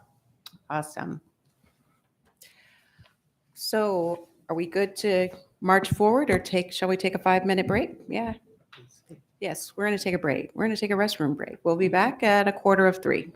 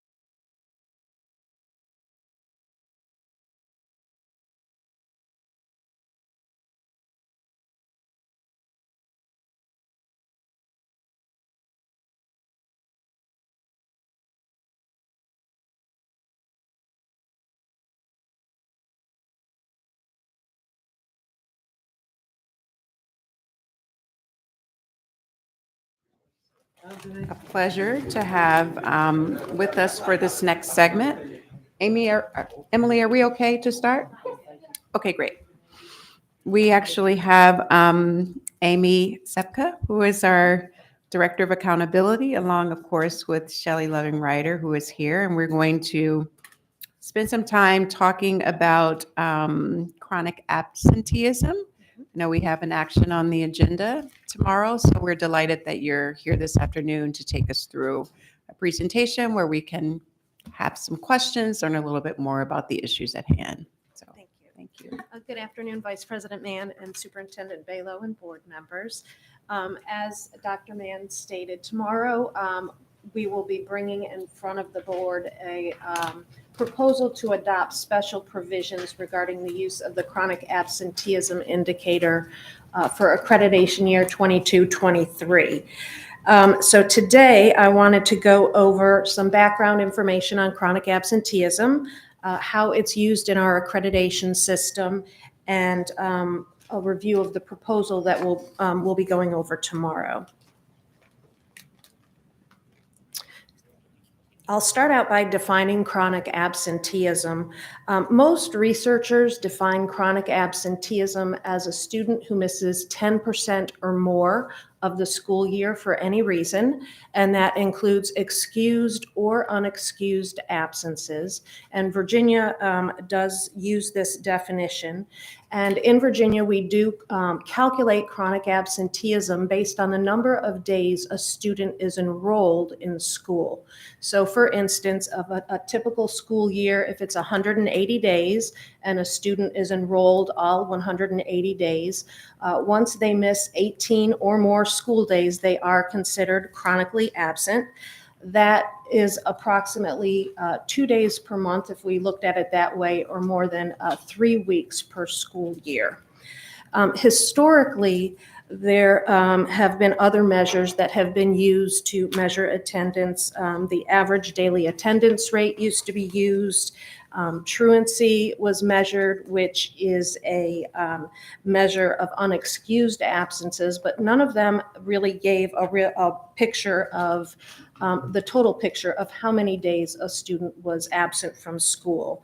So quite a few years ago, there started to be some research that started to point to the detrimental effects of absences on student achievement. So this prompted the USED, I believe it was in 2013-14, to start collecting chronic absenteeism data in the civil rights data collection.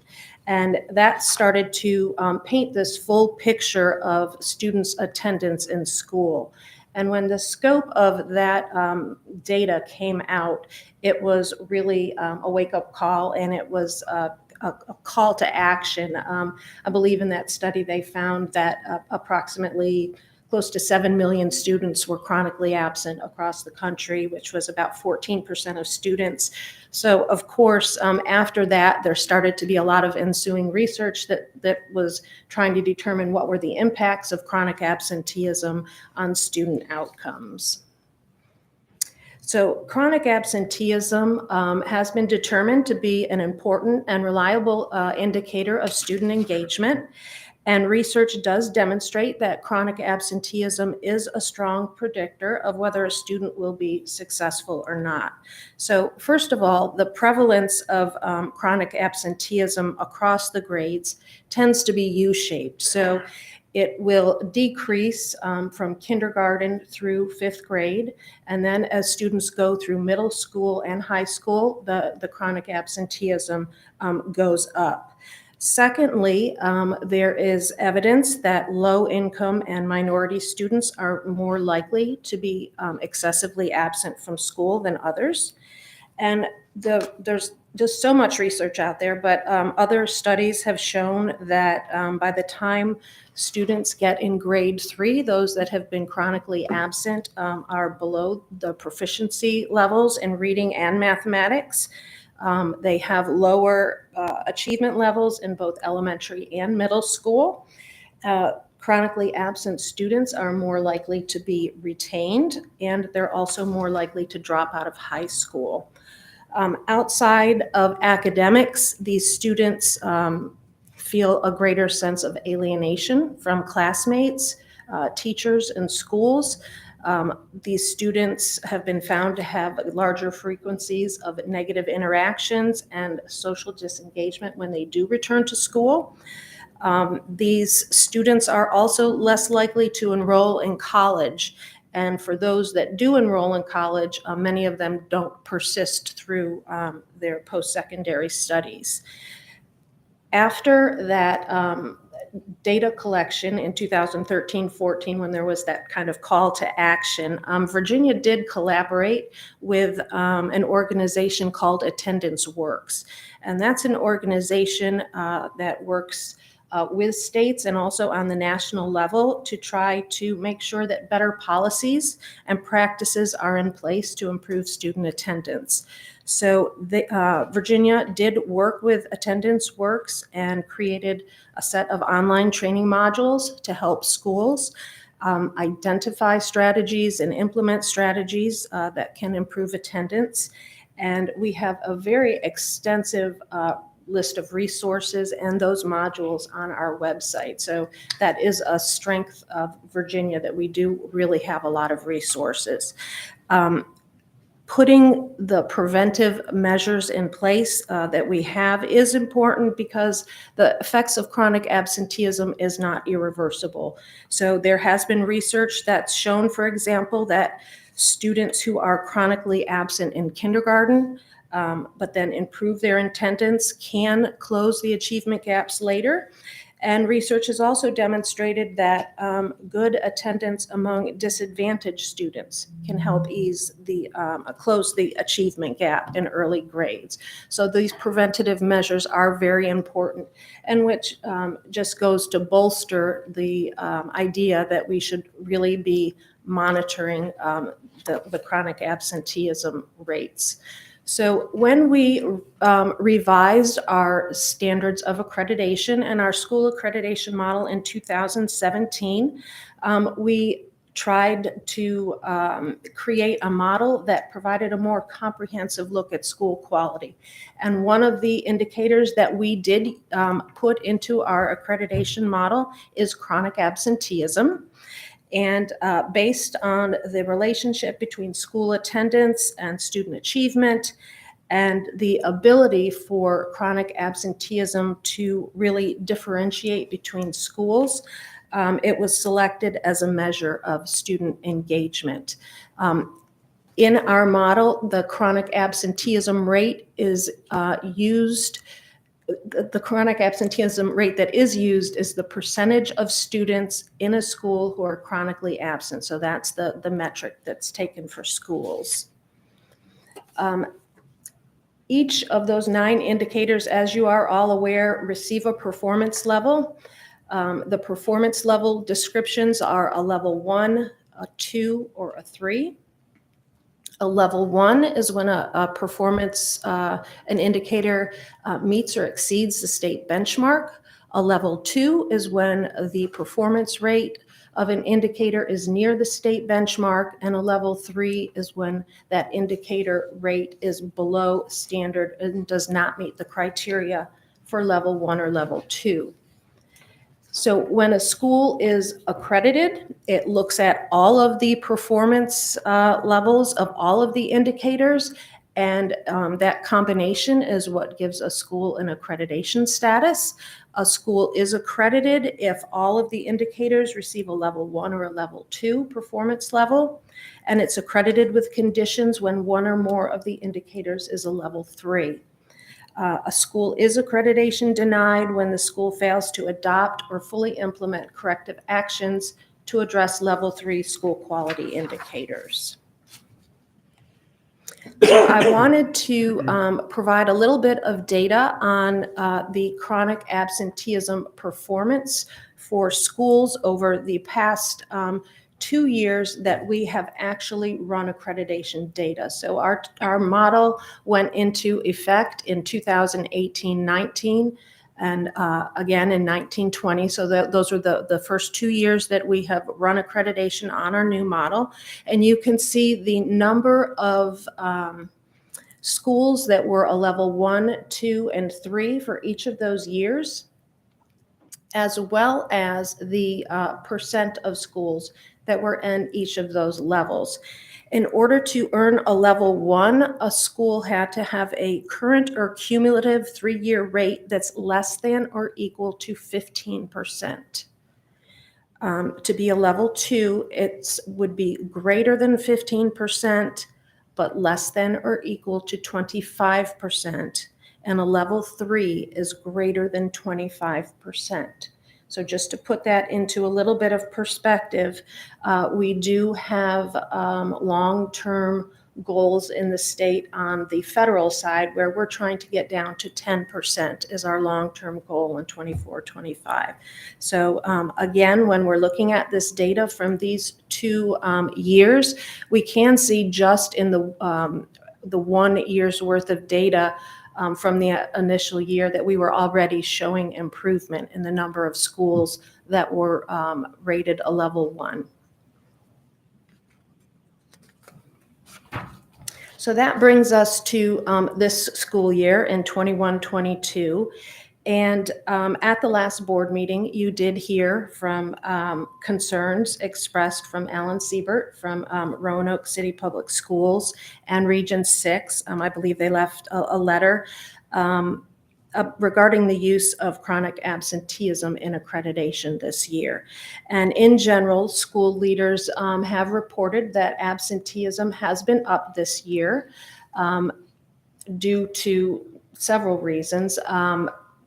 First and foremost is the quarantine guidelines that were in place at the beginning of the year, especially where students who were exposed to COVID-19 had to be quarantined, or if they actually had the illness where they had to be isolated.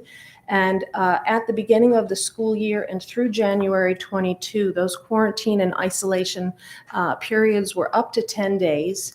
And they currently remain at 5 days in some situations. So you can see that easily if a student hit 1 or 2 quarantine timeframes, they could have easily gone over the chronic absenteeism benchmark with their quarantine or isolation. We've also heard anecdotally that a lot of students were being kept home because of symptoms that were very similar to COVID, and parents could not distinguish whether students had COVID or not. Also, older students who had younger siblings, if that younger sibling was sick, the older students were staying home with the younger siblings. So various reasons related to COVID-19 that students just have not been in school. Under normal circumstances, we do believe that school divisions have control over the programs and the policies and the processes and practices they put in place to engage students in school.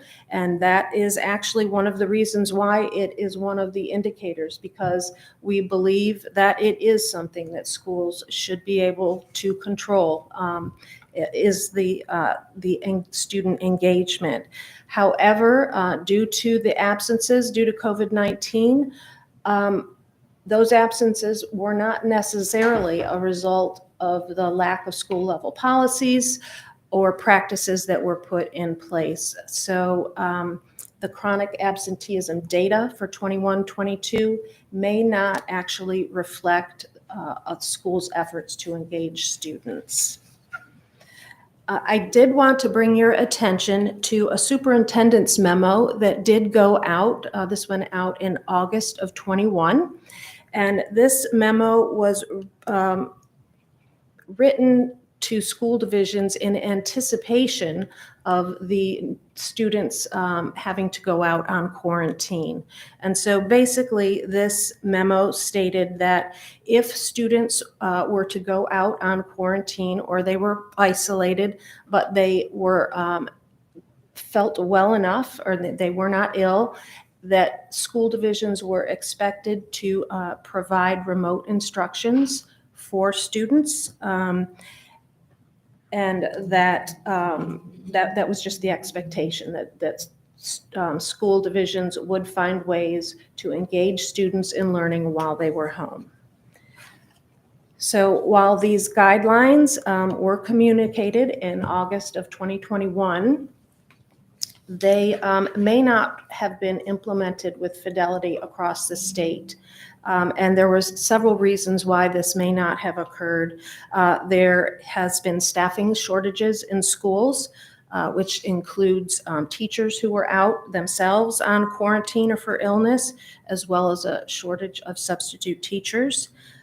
There may have been just the sheer number of students who were being quarantined at one time and the school's ability to manage the virtual learning. There is also in some areas in Virginia, especially in the rural areas, a lack of reliable internet connectivity. And also, that last bullet talks about a lack of understanding of the flexibilities afforded to schools.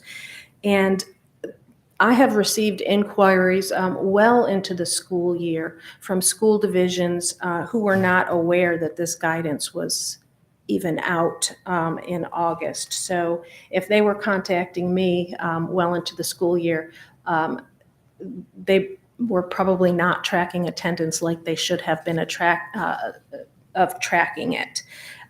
In addition, the student records that schools have been keeping may not accurately represent the status of students who are actually absent or receiving remote instruction.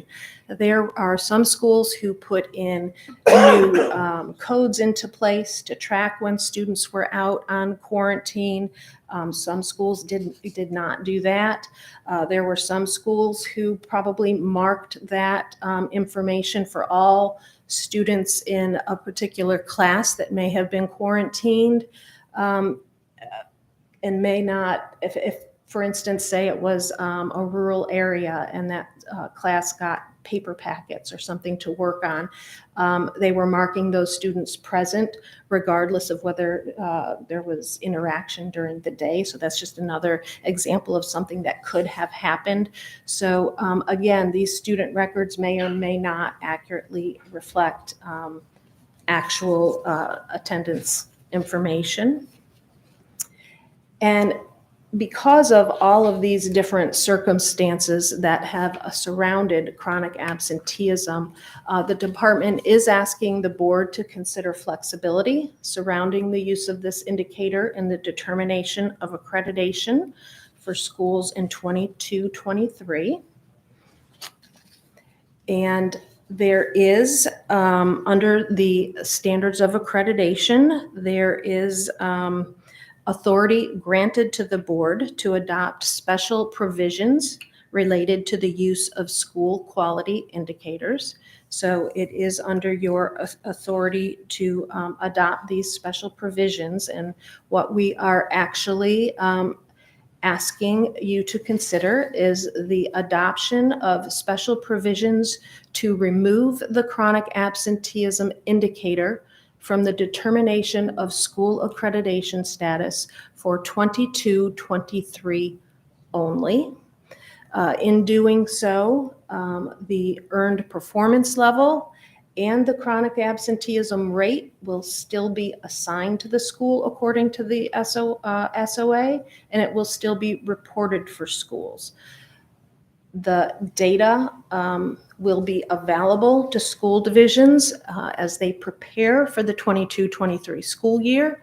It will be available publicly to ensure transparency to all stakeholders in the community.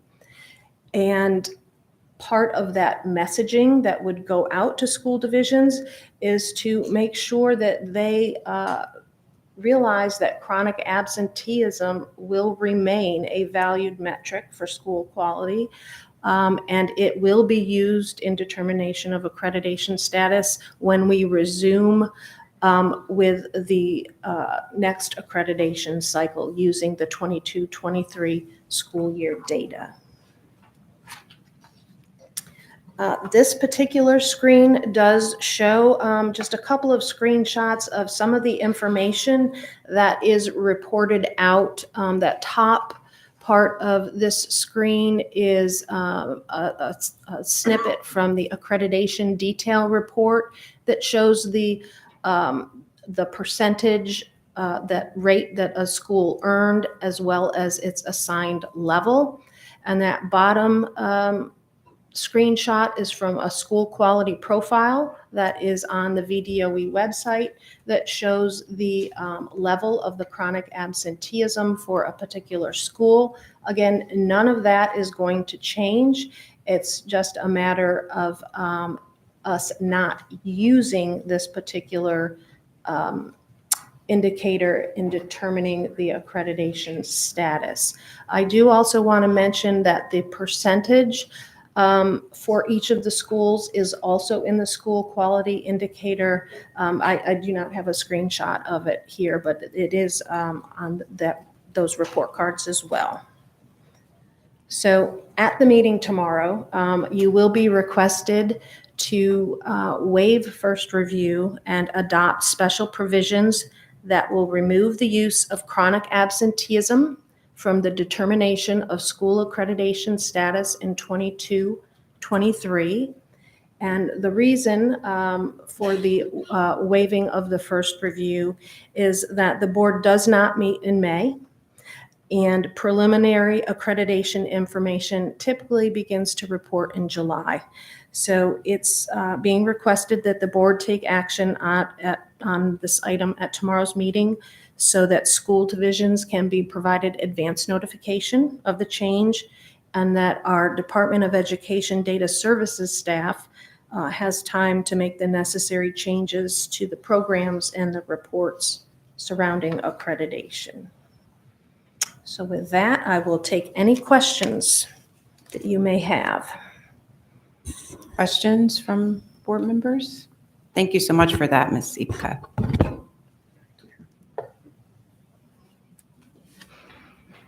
Yes, Ms. thank you. Holton?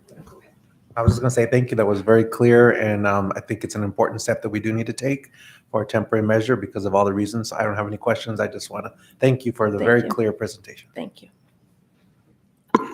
I have a question. One short question is, you gave us data for 18, 19, and 19, 20. Mm-hmm. I thought it was interesting that 1920 showed some improvement because that did include the beginning of the pandemic. Mm-hmm. But, and then we didn't see 2021 data. Shouldn't we have that by now? For accreditation, we did not run accreditation in 20. But we ran the indicators. The indicators. So shouldn't we know how many schools were level 3 for chronic absenteeism in 2021? We did not. We run didn't that. even run them. We Okay. didn't. Okay. So are we going to run them for 21, 22, even though we're not going to, if we adopt this proposal, Yes. we're going to run them for 2020. Yes. So there will be a 1-year gap in the data, but only a 1-year gap. Right. Yeah. that We are running everything normal, reporting everything out normal. The only difference would be that indicator would be removed from the determination of accreditation status. Right. So I got you. But there will still be, I mean, permanently, yes. going forward, there will be the Yes. 1-year gap, 2021. Mhm. Then we'll resume gathering, analyzing, and publishing the data for Yeah. 21, 22, Yes. but we won't use it to determine accreditation status in 22, 23. Yes. So then my question is, and maybe that we haven't gotten to this yet, for accreditation status for 23, 24, one of the measures will be comparing chronic absenteeism in 22, 23. Normally, we would compare it to the prior year. Is that what we would do? Compare it to So 21, 22? Because I'm a little bit worried if this year is going to be a disaster, and then we use it as the baseline, well, then everybody's going to be great. Right. Because they're going to improve from the baseline. So this year, when they're doing the calculations, the year they're going to compare to is that 1920, because that's that previous year. That was the last year that we actually calculated Okay. accreditation Right. data. So then you are correct. In the following year, we would be using the data from this year and then the following year's data in So looking I at just that. wonder whether we should look at, and I don't think we have to do this for the purposes of the decision we're making tomorrow, but do we want to look at if the 21-22 data is that invalid Mhm. and that extraordinary, Mhm. is it a decent baseline, or should we go back to the 1920 baseline? Yes. That's a very good Because, point. you know, Mhm. if the bar falls that low, then everybody will be Right. above average in Right. improvement. Right. Even, and the whole purpose, I mean, we're not looking to make more schools be under the microscope, but the purpose is to identify through the accreditation with conditions label, to identify the schools that most need our Right. more intensive support and scrutiny. Correct. And, you know, so if everybody, and I guess you can be level 3 based on sheer high percentage of chronic absenteeism, even if you've shown improvement. But for that improvement factor, We will take a look at it. That's a very good point. Superintendent Belo? Thank you. And I might just kind of put an exclamation mark on the response and the great question. I think it's really important to, first of all, call out this year as being super wonky, not just because of circumstances with kids being in school, but what it meant to be quarantined in September meant something different in November, meant something different in February, and means something different now. And I think that having sort of that moving target of who can or should or can't or won't be in school has just been really unfortunate and will invalidate the data. That said, we want to be really clear and intentional about making sure that absenteeism and chronic absenteeism still shows up on a school division's report and on the data that our school divisions need to explain to their stakeholders. The onus is really on them to tell that story, that community story of, look, we have this because, and that may look really different from community to community, but the onus is to say, we're not being penalized for this because it was a moving target, but here's the narrative that needs to go with this color or with this data that we're reporting.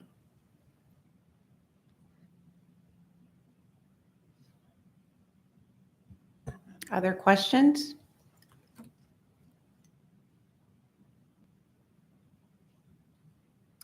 All right, hearing none, I think. Dr. Davis? Dr. Mann, I would just like to say thank you to Ms. Setka for her presentation, and thank you on behalf of all the economically disadvantaged schools in which we are trying our very best to get children back into the classroom. Yes, Dr. Anderson. So I'm kind of thinking through my question. So looking at the guidance that was sent out that in some cases wasn't widely, people weren't widely aware of, but, and we're having this conversation in tandem about virtual learning and putting some guidance and guidelines or regulations around that. And even as the guidance reads, schools should be offering meaningful opportunities and should be prepared to support students. Otherwise, they're quarantined and the opportunities weren't provided, they should be counted as absent.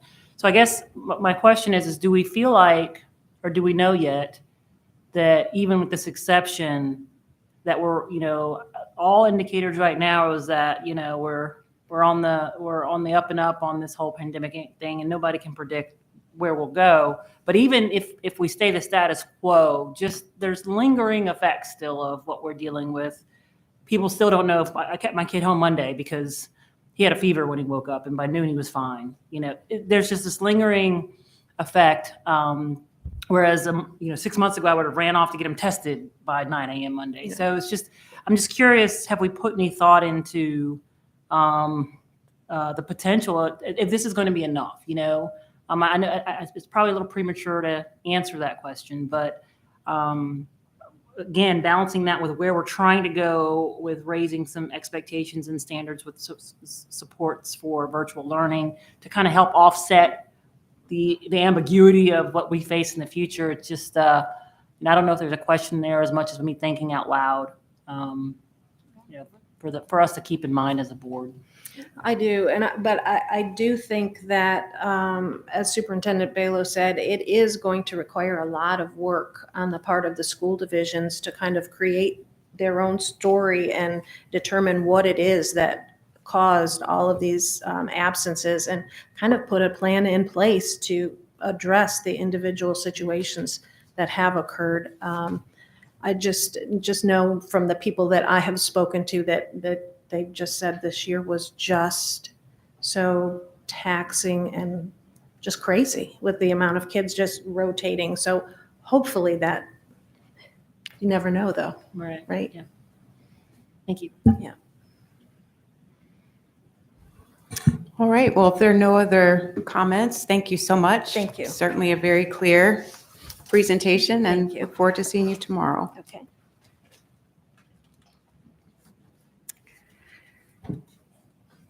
Next up, we're going to be joined by Miss Jenna Conway. Very glad to have her here this afternoon to bring us current on the progress that was experienced with Practice Year 1, and talk a little bit about the guidance associated with Practice Year 2 and all things that are happening on the early childhood front in VDOE. So welcome, Jenna.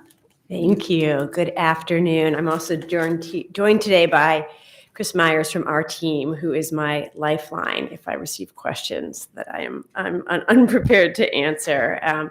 But really pleased to be here this afternoon. Tomorrow we will bring an item related to a set of updates on the guidelines for Practice Year 2. And what we thought would be wise is to take a step back today as part of the work session, revisit our bigger picture why we care so much about school readiness, how we've thought over the course of the last few years and worked together to build a statewide measurement and improvement system, what elements we focus on most when it comes to quality, and then really excited to share some hot off the presses data with you about what we've learned so far in Practice Year 1. That should then tee you up nicely to be able to make a decision on the key set of changes that we'll be bringing tomorrow. So first of all, and I know we've talked about this in various pieces, we talked a little bit about it. We talked about early literacy the last time we came together, but just to bring us back to our big picture why, we fundamentally believe that every child in the Commonwealth should have the opportunity to come to school ready. And we know right now that that's not true for all kids in Virginia. We know that this is a combination of tackling access and choice issues, right? Making sure that all families have an affordable option that meets their needs and their children's needs. And we also know it's a quality issue, right? Making sure that all families can choose a quality option that will put their children on track for success. And this guides all of our work together. Today, we will focus more on quality, but we know at the same time we have to make sure that there are sufficient resources in the system to not only help each educator and each program perform at a top level, but to make sure that there's not enough overall options across the Commonwealth. And as you'll hear throughout today, and what we think is really important is gathering the data every step of the way as we build this system to make sure that it works for Virginia educators, Virginia families, and Virginia kids. So with that in mind, here's some of the important data from last fall in terms of all of the kids coming into Virginia public schools. We know that 4 out of 10 kids came in ready and at least not ready in at least one of these areas. So our overall 58% of kids were fully ready, 42% were not ready in at least one area. You'll see our sort of biggest areas of concern right now are literacy and early math. What this means in terms of numbers is that 21,000 of the roughly 90,000 children that came into kindergarten this year are at serious risk of not being prepared to read by 3rd grade unless there's intervention. When we look more in sort of go in depth and look at this data, we also see that there's some really persistent disparities in which kids do and do not have opportunity to come to school ready. So we look at, again, if overall 42% of kids are not ready. So that's kind of the statewide baseline. You see that those gaps go up for our Black and Hispanic students. You see that our students from low income backgrounds are less likely to have the opportunity to come to school ready. Our English language and multilingual learners and our children with disabilities. We know that preschool works. The statistic that I often cite is that when we look at the kids who look least ready, some of our low-income children whose parents report no preschool experience whatsoever, 2/3 of them are coming in not ready, right? In sharp contrast, our kids who have the opportunity, whether it's in a childcare setting, Virginia Preschool Initiative, mixed delivery, or Head Start, parents who report preschool experiences, those kids come in much more likely to be ready than those whose parents report no preschool experience. So we know what works. The challenge is really scaling enough quality options statewide.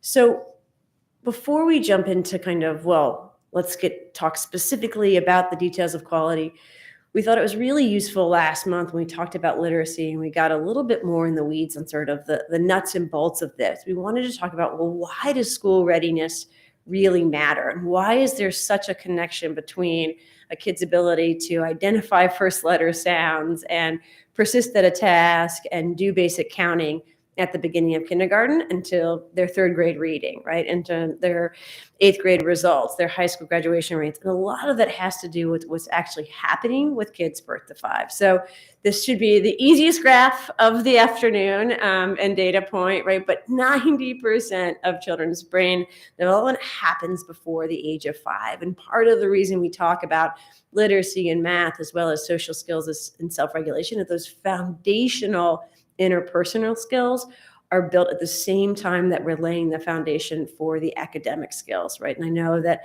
we've worked very closely with Dr. Mann and this board as we developed our early learning development standards. And we said they can't just be about letters and numbers, right? Because so much of this brain development is in the context of relationships, and kids are building this sort of social emotional skills that it takes to be successful.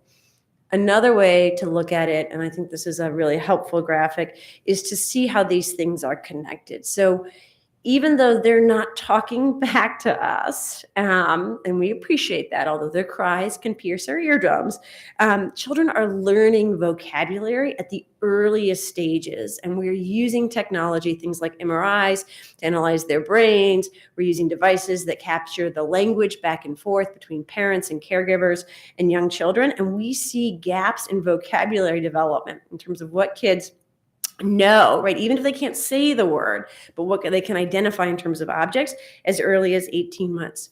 We can predict, based on vocabulary, attention, and general knowledge when you're 3 and 4, where it'll be by 3rd or 4th grade, right? So what we previously thought as kids playing or as just baby talk, it turns out that these are actually critical foundational skills.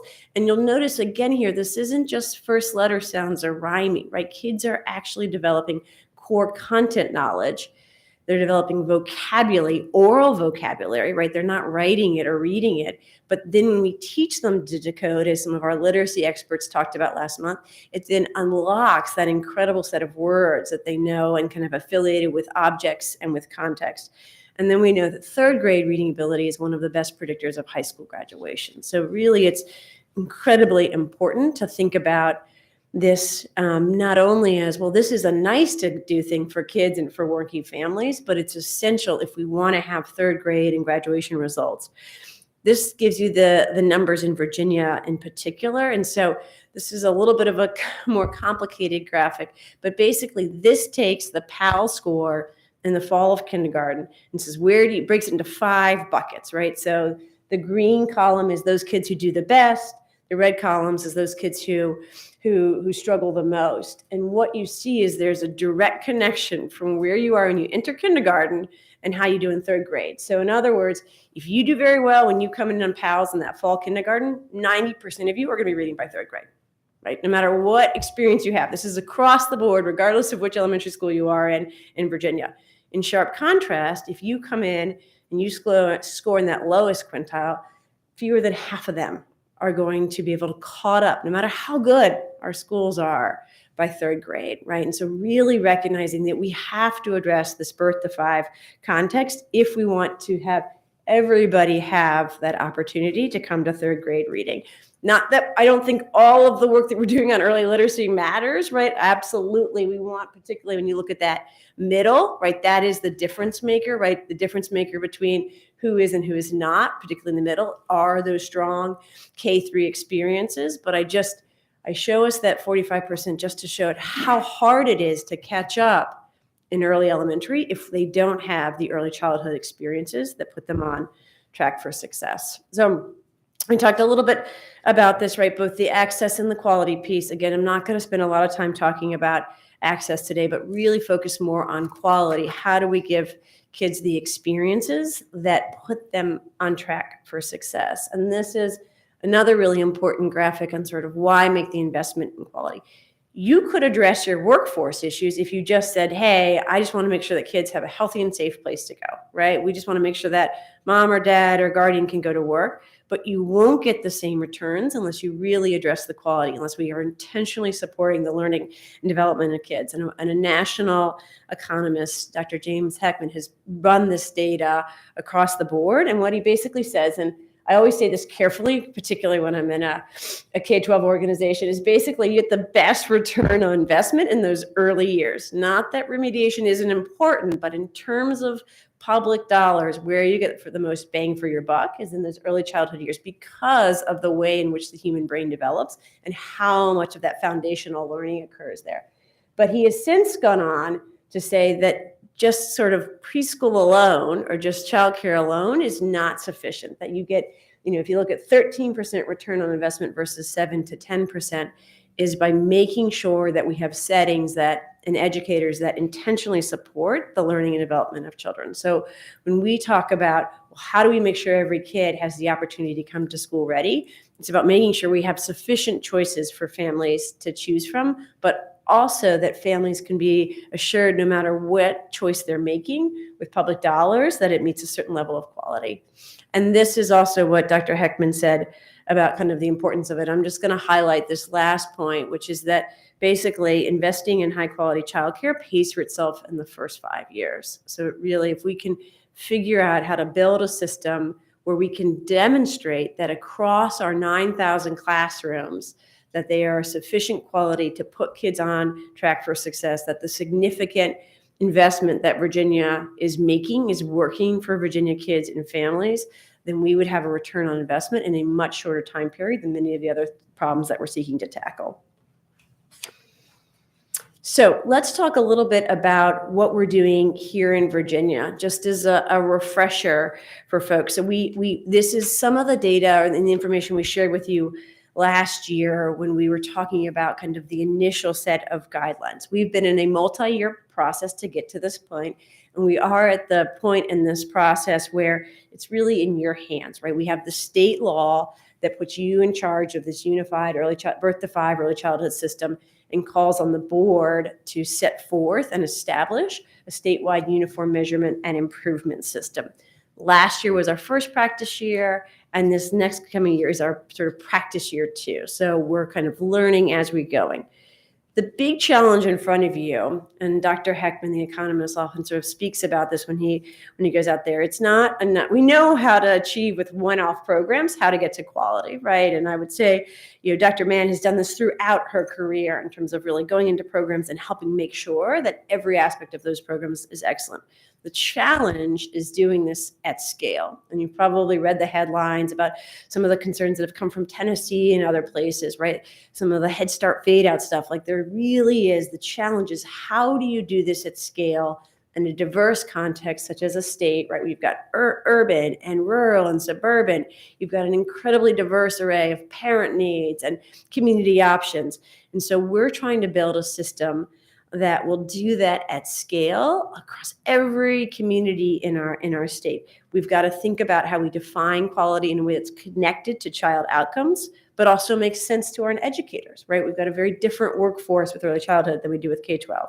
and is within your locus of control, right? Sort of how do we make sure that whether you're a family childcare in Alexandria or you're a school division in Southwest, right, that you understand what is being expected of you and you're supported to achieve. We've got to track improvement across the board and focus on growth. And then we've got to make sure, similar to what we've done in K-12, but in a different context, that we're targeting those programs that have the greatest need. We spent years, and Chris has led much of this work, talking with the field about what are all the ways in which you can measure quality. We were fortunate enough to receive that outside federal grant, which allowed us to pilot with a diverse set of communities, right? So this wasn't just devised in a boardroom here in Richmond, but was actually built out in the field alongside practitioners.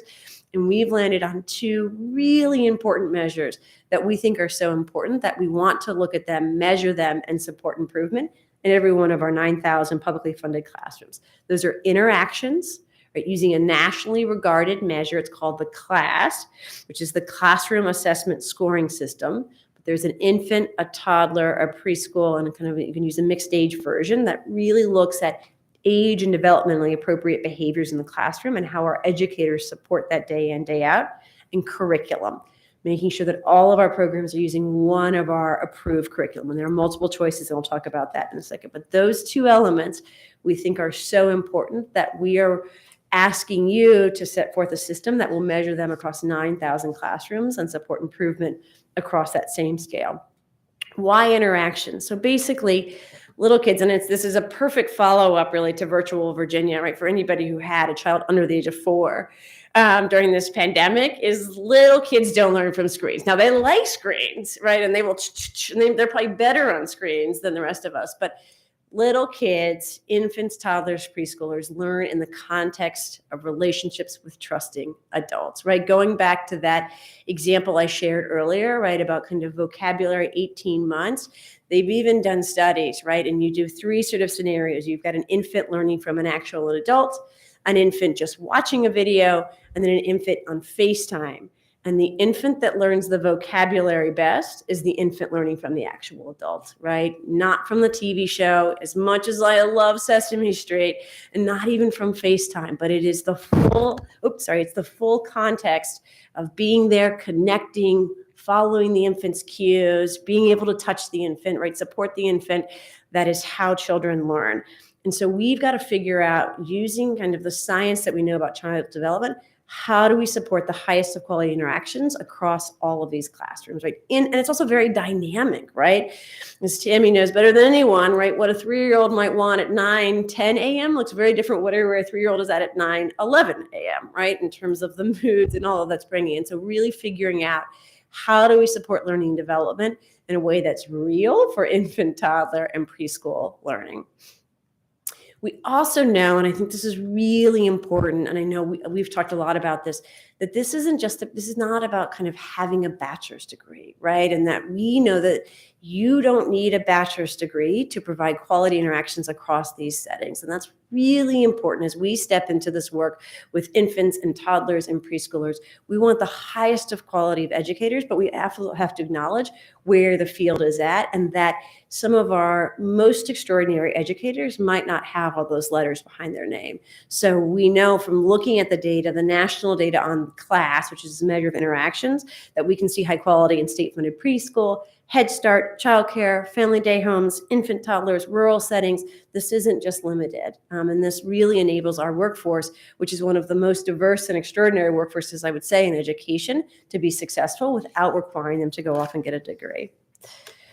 So we also know that curriculum is important, and largely because even though we've got extraordinary educators and we can call for the types of activities we want, days with young children can be very, very long, as I can attest, having spent Monday with my 4-year-old.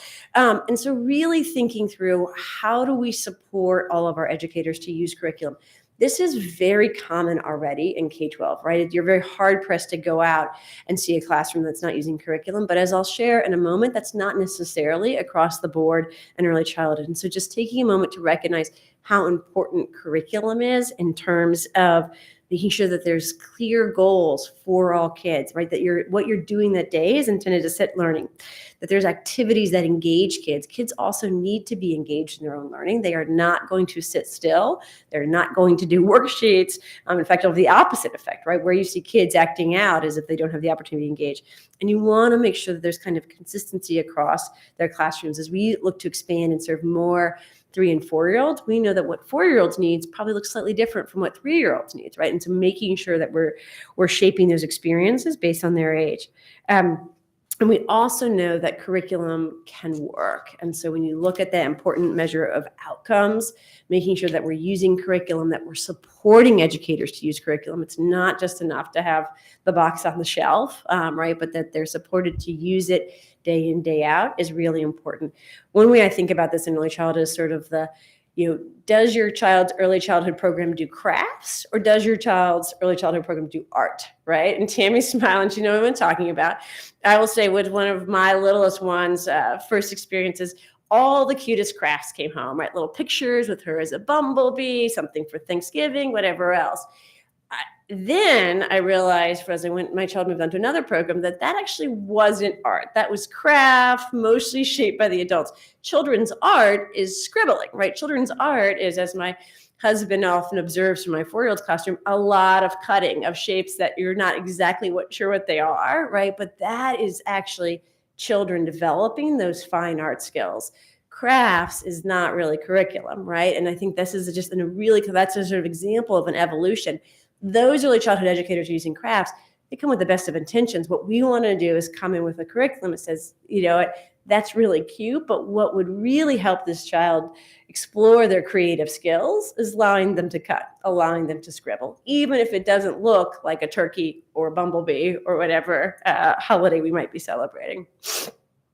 So the summary here is sort of just a really kind of why we've chosen to focus on these two things. Again, rooted on things we think can be used at scale, that all of our educators can be successful at, and that are really closely tied to child outcomes. You'll note that there's no reference of directly testing kids and using that for stakes. And I really want to make sure that that's abundantly clear. That is never, ever what we would do here.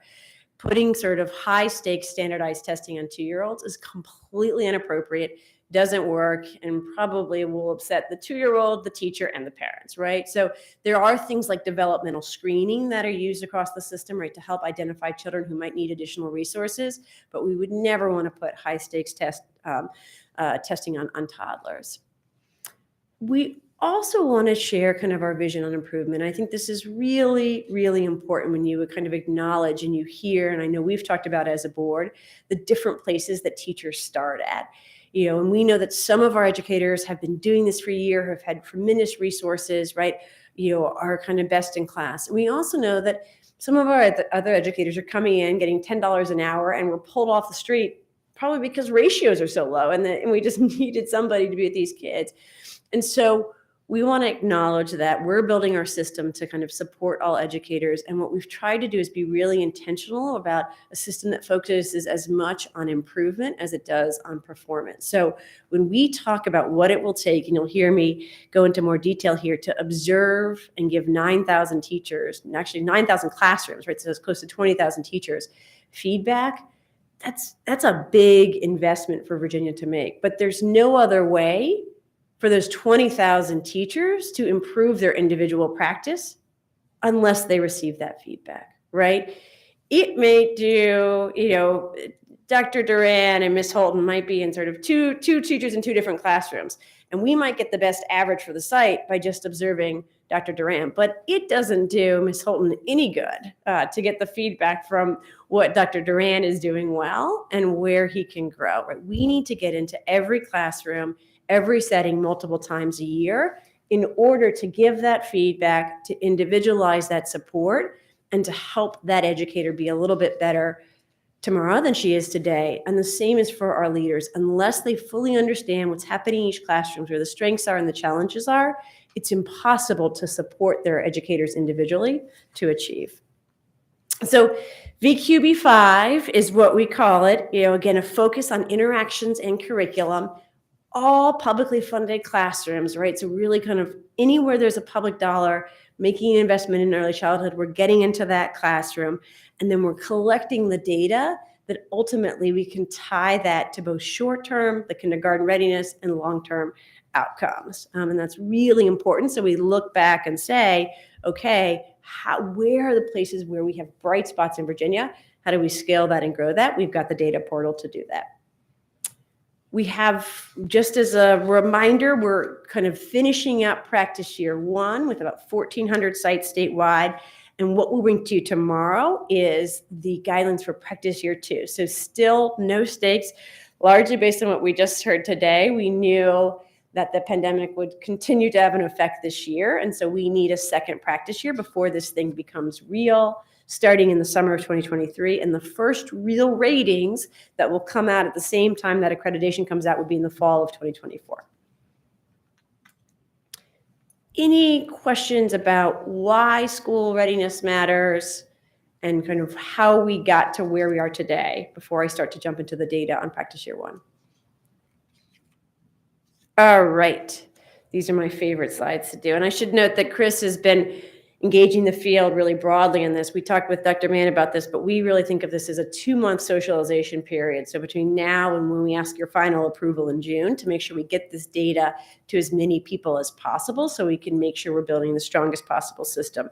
So we have started and really been since 2019, year by year, growing the number of programs that are participating. We've got 1,400 sites participating this year, and you'll see in this chart we've got childcare centers, public schools, and more than 250 family childcare settings. So a diverse array of programs, and we nearly got statewide coverage. A little bit of work to do there in the East, and we're working on that as we speak. But when you think about the data that we're bringing to you to shape the decisions for year 2, knowing that the state is very well represented in this data. We also know that many of our programs and our participants rather are satisfied with the experience. And you might say, well, Jenna, you guys have a state mandate. Like, is satisfaction a part of that, right? Like, laws are laws to be followed. This is like eating your vegetables. Like, I don't ask my kids, are you satisfied with the broccoli? Like, eat the broccoli. But what we've found from doing this work is that ultimately, if you go back to that cycle of improvement, if every educator and every leader in their system understands why this matters for kids, you are going to get far better returns than if this is a statewide mandate, right? And so we spend a lot of time thinking about, is this data system, Link B5, working for you? Is class working for you? Are you receiving feedback? Do you feel like this helps you do better work with kids? Because if we can nail that, quite frankly, I think we can actually build a system that will lead to better results for kids because you have more satisfied educators and leaders. So again, across the board, you see high levels of satisfaction about every aspect of our system. And we heard this in quotes when we did a survey of several hundred folks across the state that they are positive about eating their vegetables, or not exactly, but you know what I mean. In terms of these are the things that are helpful to them, and really sort of shedding light on how do we get individualized supports to each of our programs. We are making implementation progress. I think this is important. I think when you say that number, you're like, Jenna, you're going to observe 9,000 classrooms twice a year. How in the world are you building to that? We completed more than 4,200 observations this fall alone. All right, so we are growing and moving. That is probably twice what we did the fall before, and these are all being completed locally. We've been tremendous capacity, really making sure that there are various thousands of folks across the state trained in the infant tool, the toddler tool, and the preschool tool. And we have a third party as well going out. So we'll talk a little bit more about this tomorrow in particular, but making sure that all of those local observers, the thousands of them across the state, that there's a good level of consistency. So whether you're in the north, south, east, or west, and you're getting these observations, that it's accurate, consistent, and supporting your growth and development.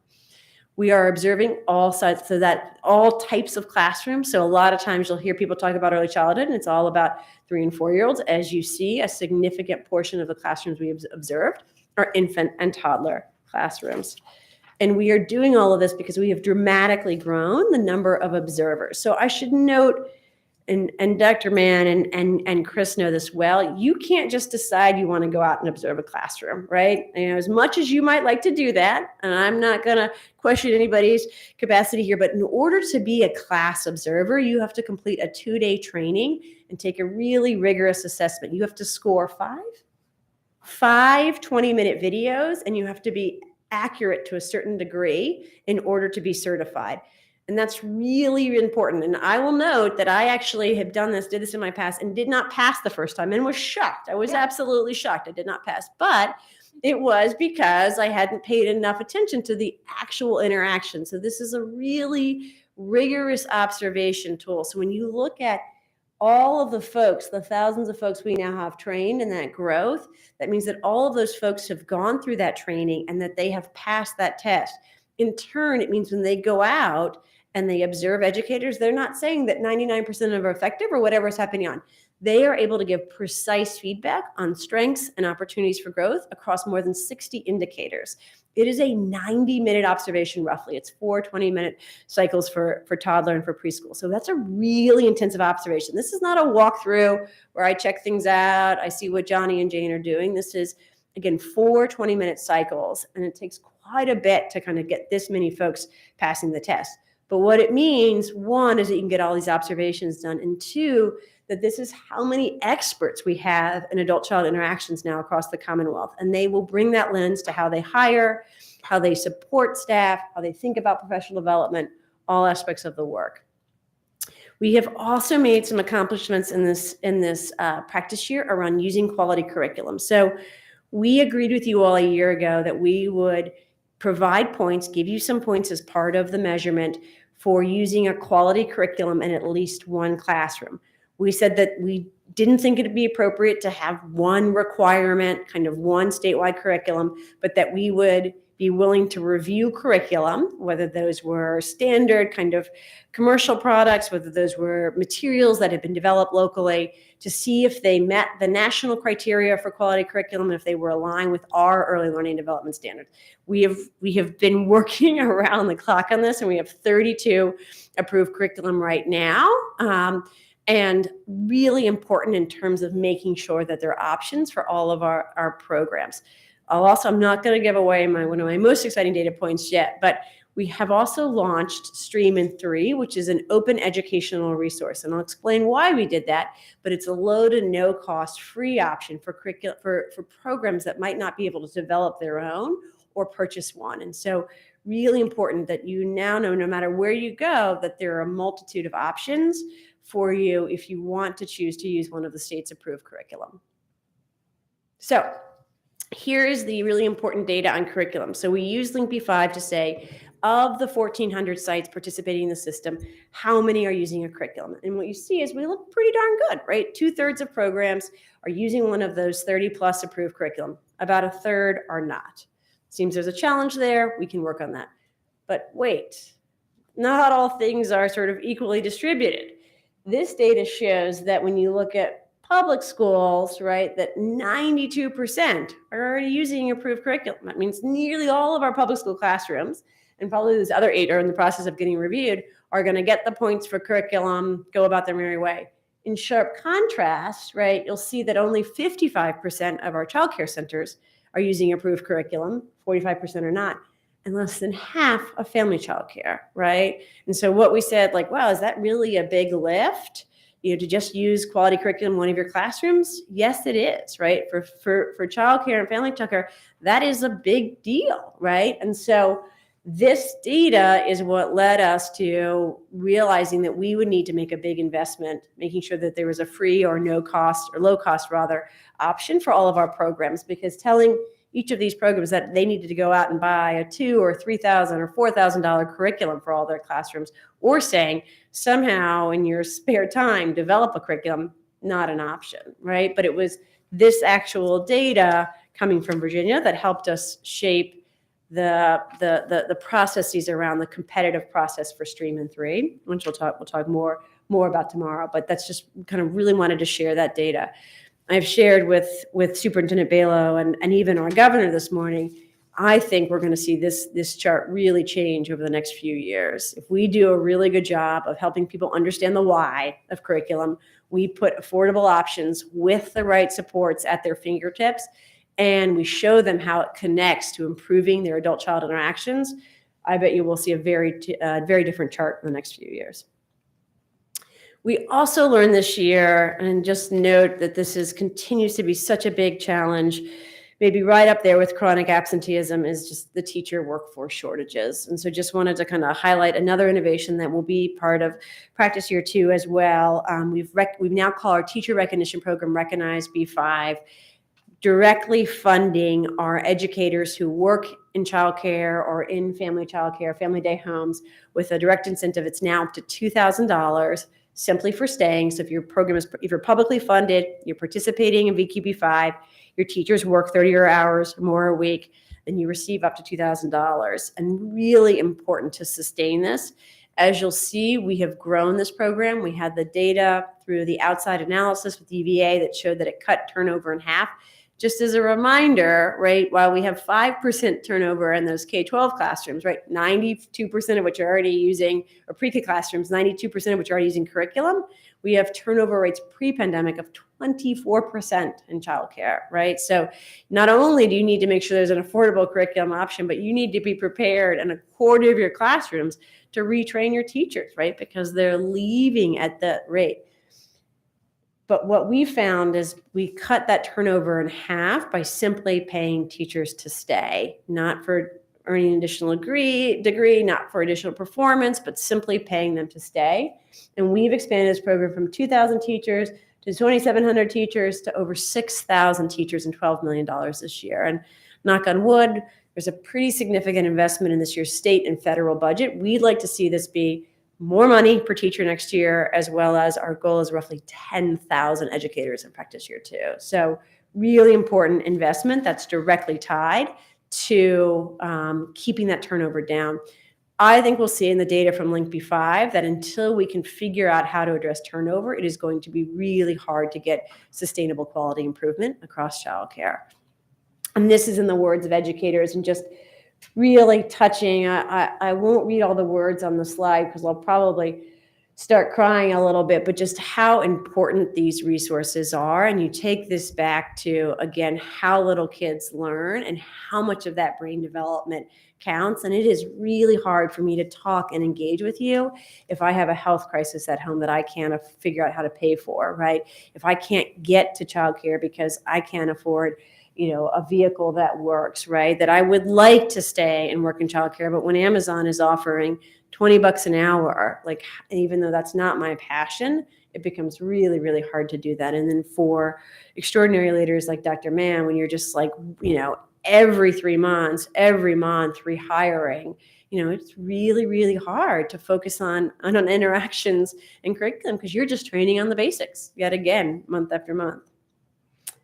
So as we wrap up, and just wanted to share, one of the things that really important, and one of the things I'm most proud about is our satisfaction with the field, and that comes from extensive engagement. So this just gives you a sense of sort of from all of the webinars that we're doing to kind of going on the field to the getting out there and having Chris share this data to working with the ready regions. Just we're constantly trying to say, how can we do this better? How can we make this work for you?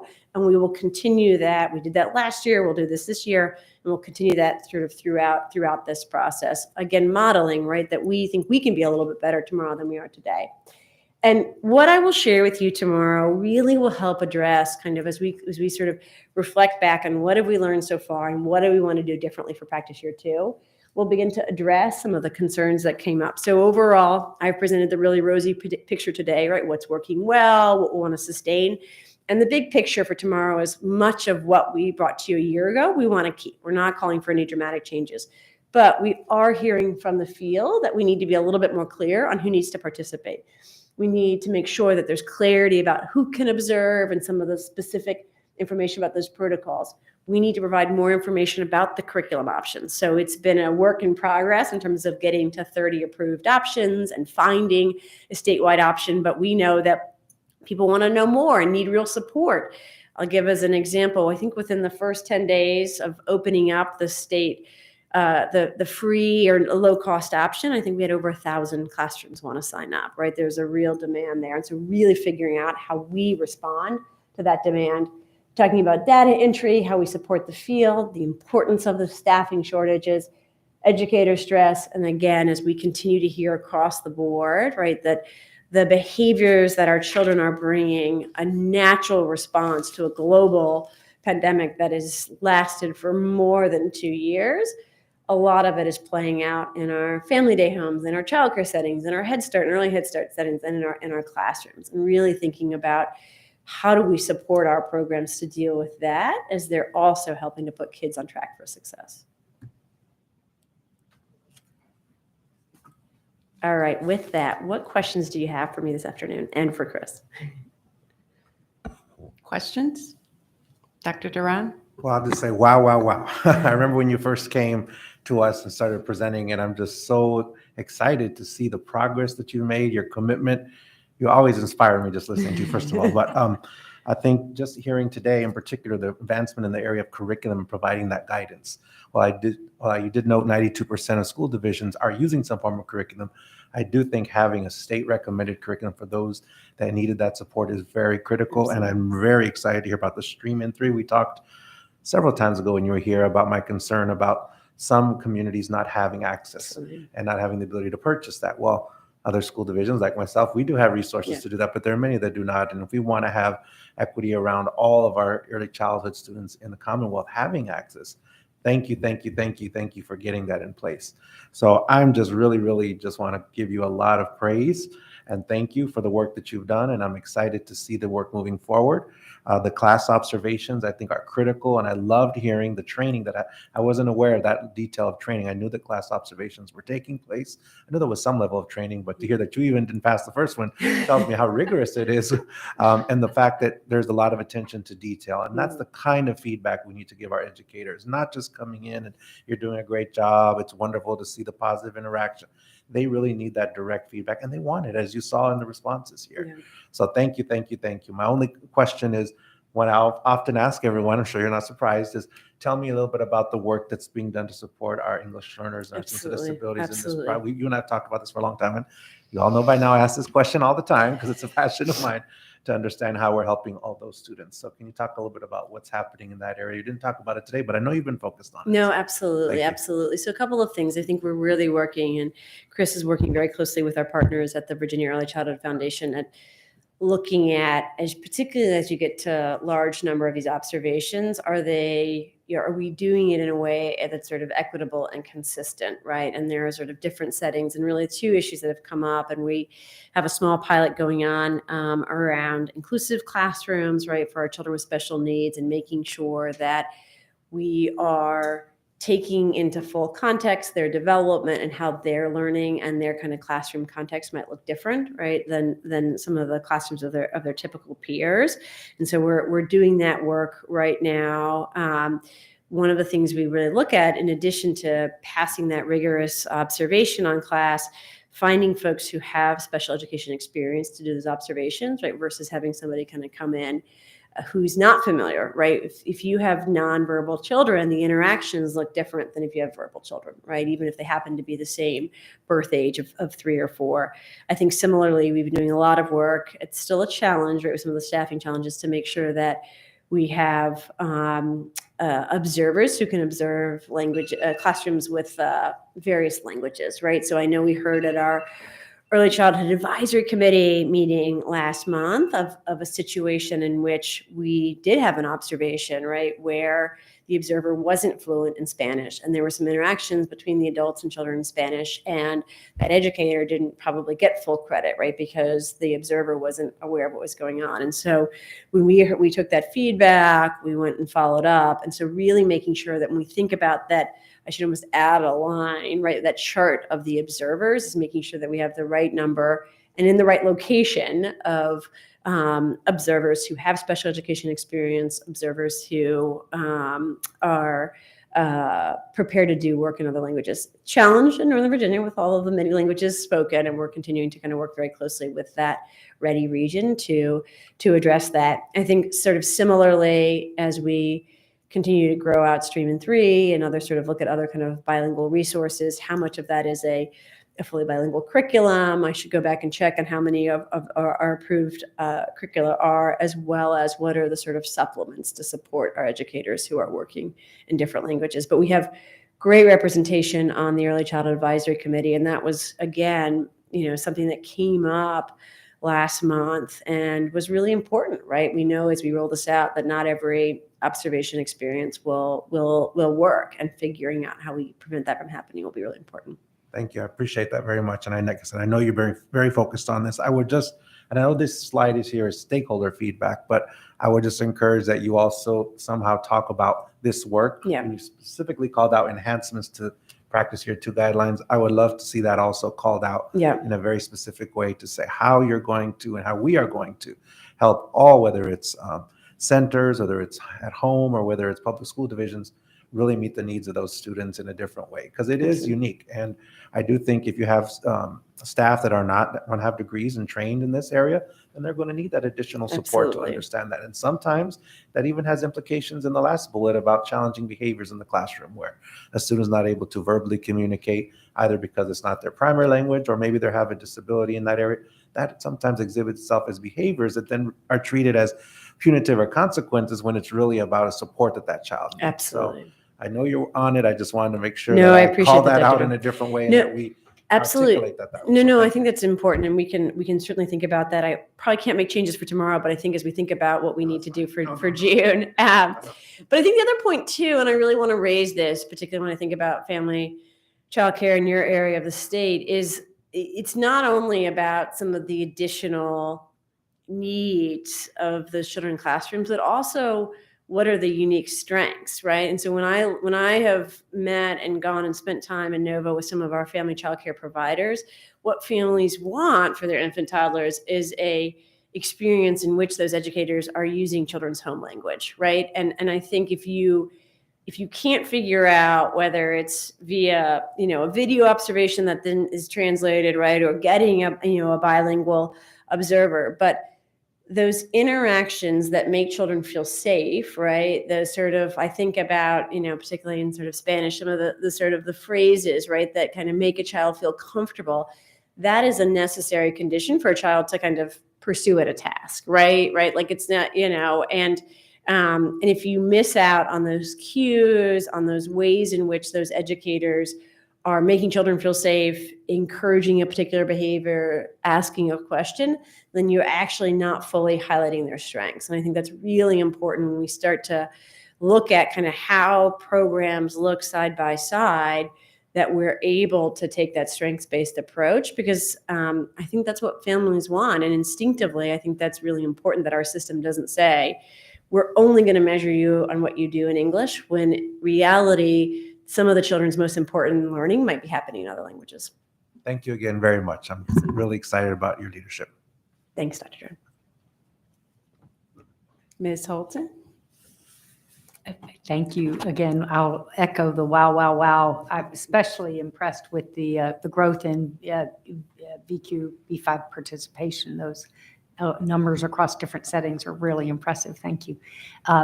Just quickly, if I know we're getting towards the end of the day, but Virginia Literacy Act, what implications does that have for your work? How do we make sure that this work aligns well with that work? Absolutely. I think it's really exciting. I mean, Superintendent Balo and I have had the opportunity to talk about it. I mean, I think kind of being able to tie these two things together, having spoken with Delegate Coiner, dating back to last fall, and helping her understand the importance of really focusing on K3 in a way that would build on what we're doing, right, rather than trying to recreate it, I think really kind of played out in the session.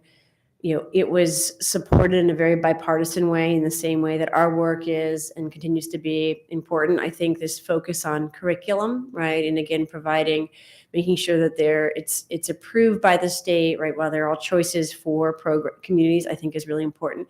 It also positions us really well to support the implementation of curriculum. And I think, Dr. Duran, you probably know this better than anyone, right? But again, the hardest work around curriculum is, no matter what any expert or vendor tells you, isn't the actual production of the curriculum, right? It's supporting each educator to use it with the variety of kids that they bring, that come into your classroom, right, each year. And so, I think this focus on curriculum, I think this focus on this data and on growth, what we're investing in terms of the overhaul and PALs will allow us to better look at growth, right? Rather than just these point in times, but really where are kids growing the most, right? And how do we learn from that and build on those practices? So I think the timing is incredibly fortuitous. And I think we'll work really closely with our K12 counterparts to think about, both on the work on curriculum, on the professional development, and on the data infrastructure. How do we make sure that there's strong linkages?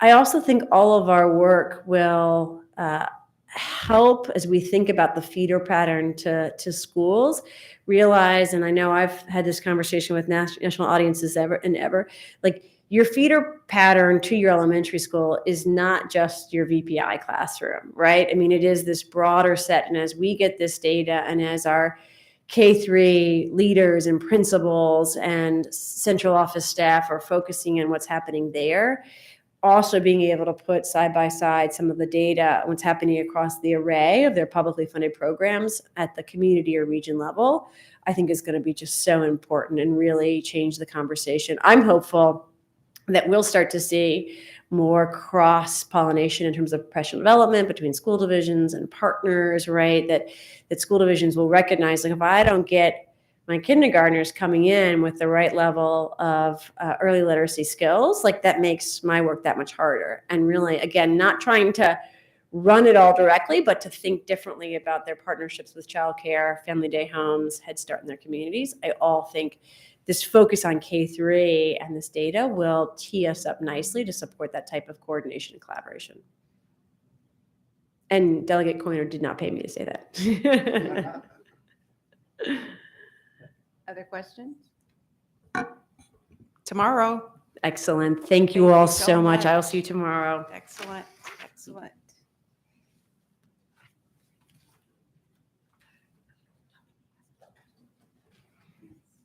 Right, we have one more presentation, and I know, Shelley, you were pulling up the rear last time, I believe, with our final like to be your presentation. closer. Yes, you are our closer for the work session. So welcome, and you're going to be talking about the alternative assessment program that we need to attend to. Thank you very much. And Sam Hollins is also in the audience because this really is a collaborative effort between our two units. So, before I begin the presentation, I wanted to give a little bit of background about why we're even talking about this today. So you all are well familiar with the standards of learning assessments that the majority of our students take, including most students with disabilities. But we do have a small number of students with significant cognitive disabilities who are not able to access the content contained in the standards of learning or in the standards of learning assessments. Those students really are learning a modified curriculum, and they participate in an alternate assessment.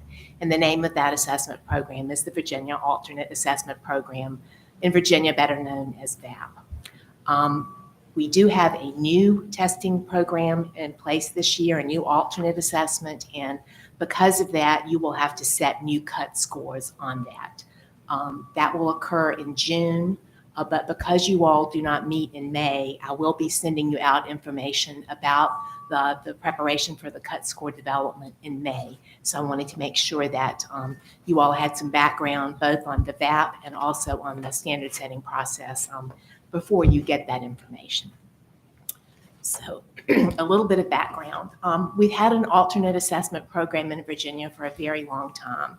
The first one was developed in 2000-2001, and that assessment was a portfolio-based assessment. So teachers selected what was called an aligned standard of learning at that time and collected evidence that the student had mastered that content and put it in a portfolio. Over the years, that changed slightly, but it always remained a portfolio. All states have to go through a peer review process with the United States Department of Education, and in February of 2019, we were informed that the portfolio-based VAP was no longer permissible under the Every Student Succeeds Act, and that Virginia was directed to immediately develop a new assessment program. And we needed to have that in place by this year, 21-22. So, what did we do? We convened an internal group, as I said, really it contained staff from both the Student Assessment Office and also the Special Education Office. We looked across the country. The National Center for Educational Outcomes is a federal center that deals with students with disabilities. We also talked to US ED, and we began to develop a work plan. We looked at alternate assessments all across the country to try to find one that we either could adopt or a state we could partner with. And eventually we selected the Behavior Research and Testing Unit at the University of Oregon. And they actually developed the alternate assessment that's used with the Oregon Department of Education. So ultimately our partners are the University of Oregon and the Oregon Department of Education. So of course we had to have content to base the assessment on. So what we have is the Virginia Essentialized Standards of Learning, better known as the VSOLs. And so in 2020, BRT and VDOE personnel worked with Virginia special educators to use the essentialization process. And it was developed by BRT. And really it takes the SOL content and essentializes it so that these students can access it. And it really reduces the content in depth, breadth, and complexity. I should have brought my water with me. Thank you. So that it would be appropriate for these students to access. And so here's, okay, thank you so much. All right, I have lots of water now. All right, thank you. All right, so we have lots of examples, but I wanted to provide just one for you. So if the standard of learning is the student will estimate and determine the sum or difference of two whole numbers, the essentialized standard would be add and subtract whole numbers up to 20. So same content, but really reduced in complexity. Yeah, I'm going to talk a little bit about what the test itself looks like, just so you all will have a sense of what it is before you look at the cut scores. So it is available to eligible students. They do have to meet an extensive set of criteria, but essentially it's students with significant cognitive disabilities, grades 3 through 8 in high school, and it is in the area of reading, mathematics, and science. Test items, of course, are based on the VSOLs, and they are multiple choice. They will include 3 answer options. The items are presented in an online format, but each student can also have a paper version. So we're administering the test now, and students can look at the test online and use the accessibility features that are available, like text-to-speech or the color contrast. But then each student also has the ability to have a paper to copy. So we're trying to be as flexible as possible because these students do access content in different ways. The test items are read to the student either through the examiner, the test examiner, or through the text-to-speech option if they're using the online version. So in addition to either being presented online or in paper, we also have lots of flexibility about how the student responds. They can select the answers themselves, either online or using paper. Many of these students use assistive technology. They can access it in that way. And then the teacher or the examiner may enter the students' responses in the online system, and they provide their answers in their preferred modality. So they might state their answer, they might point to it. Some of these students use head movement or eye gaze to indicate their choice. And so in all of those ways, the student is indicating their choice, and then the teacher or someone at the school will enter their answer into the online system.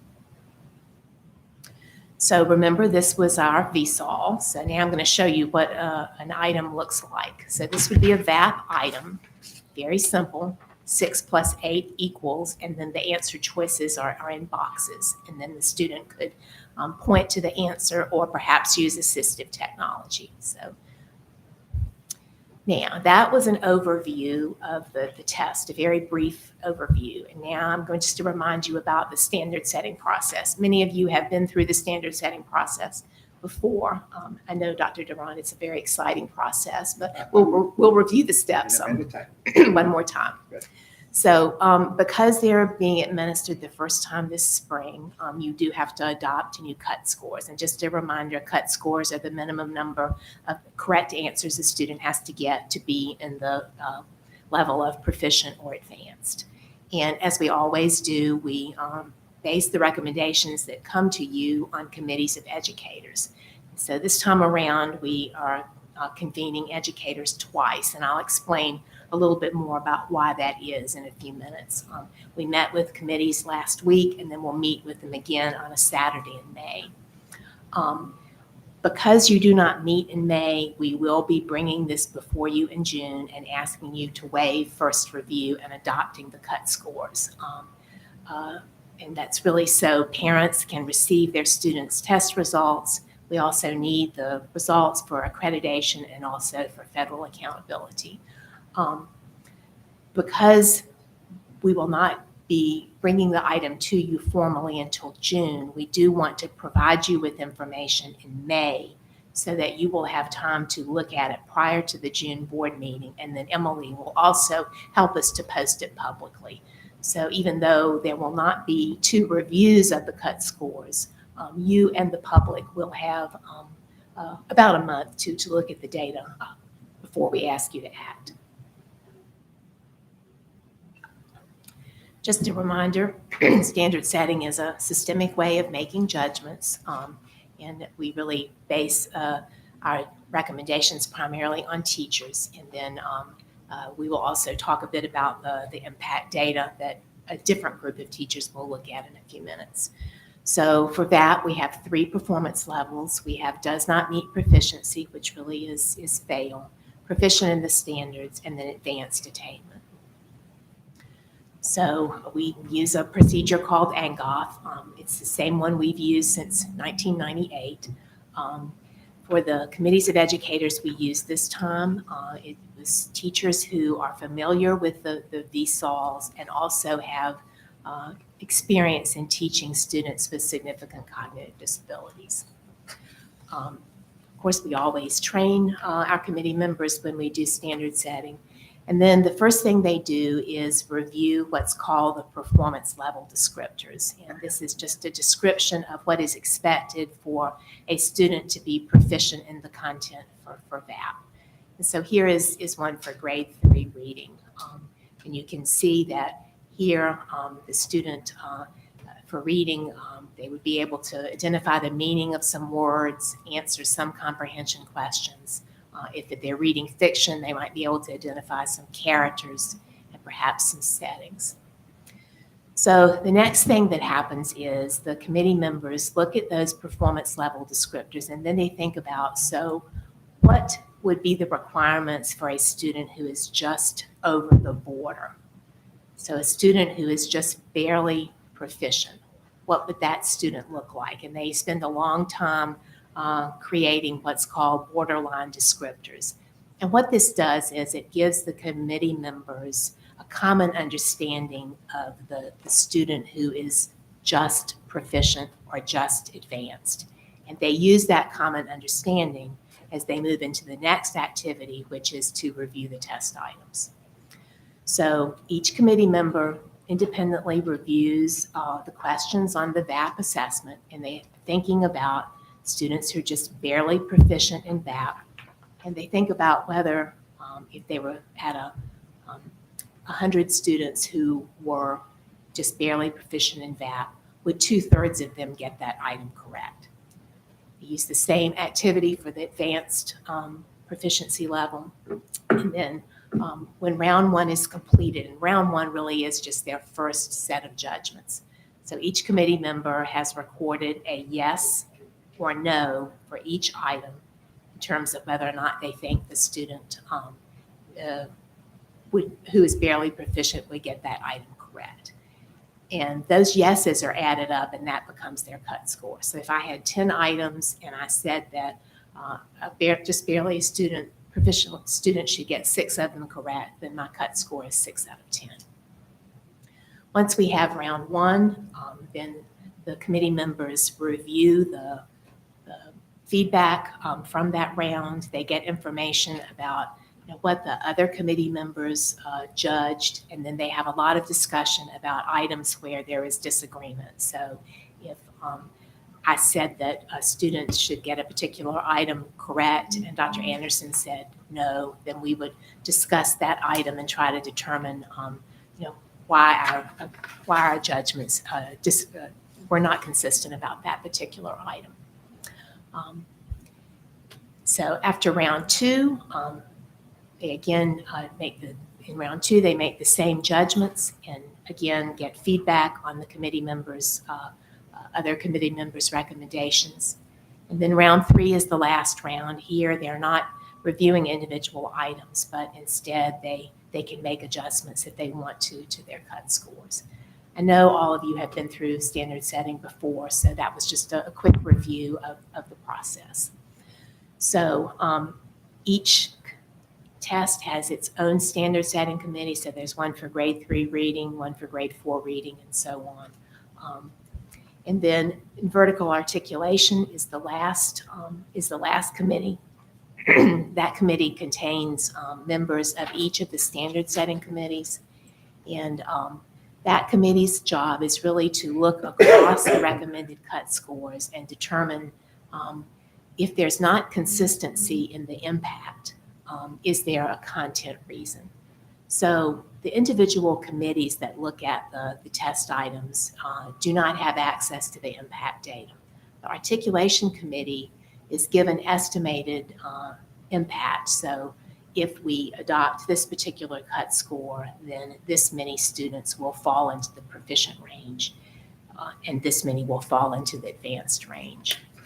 The reason we have this particular committee look at the impact data is they do have knowledge of the content that's expected of the students. So if there's not consistency in the number of students who would be proficient, the question they're asked is there a content reason why that would occur? Typically, we have articulation occur at the very end of the week that standard setting occurs, but that we were not able to do that with VAP.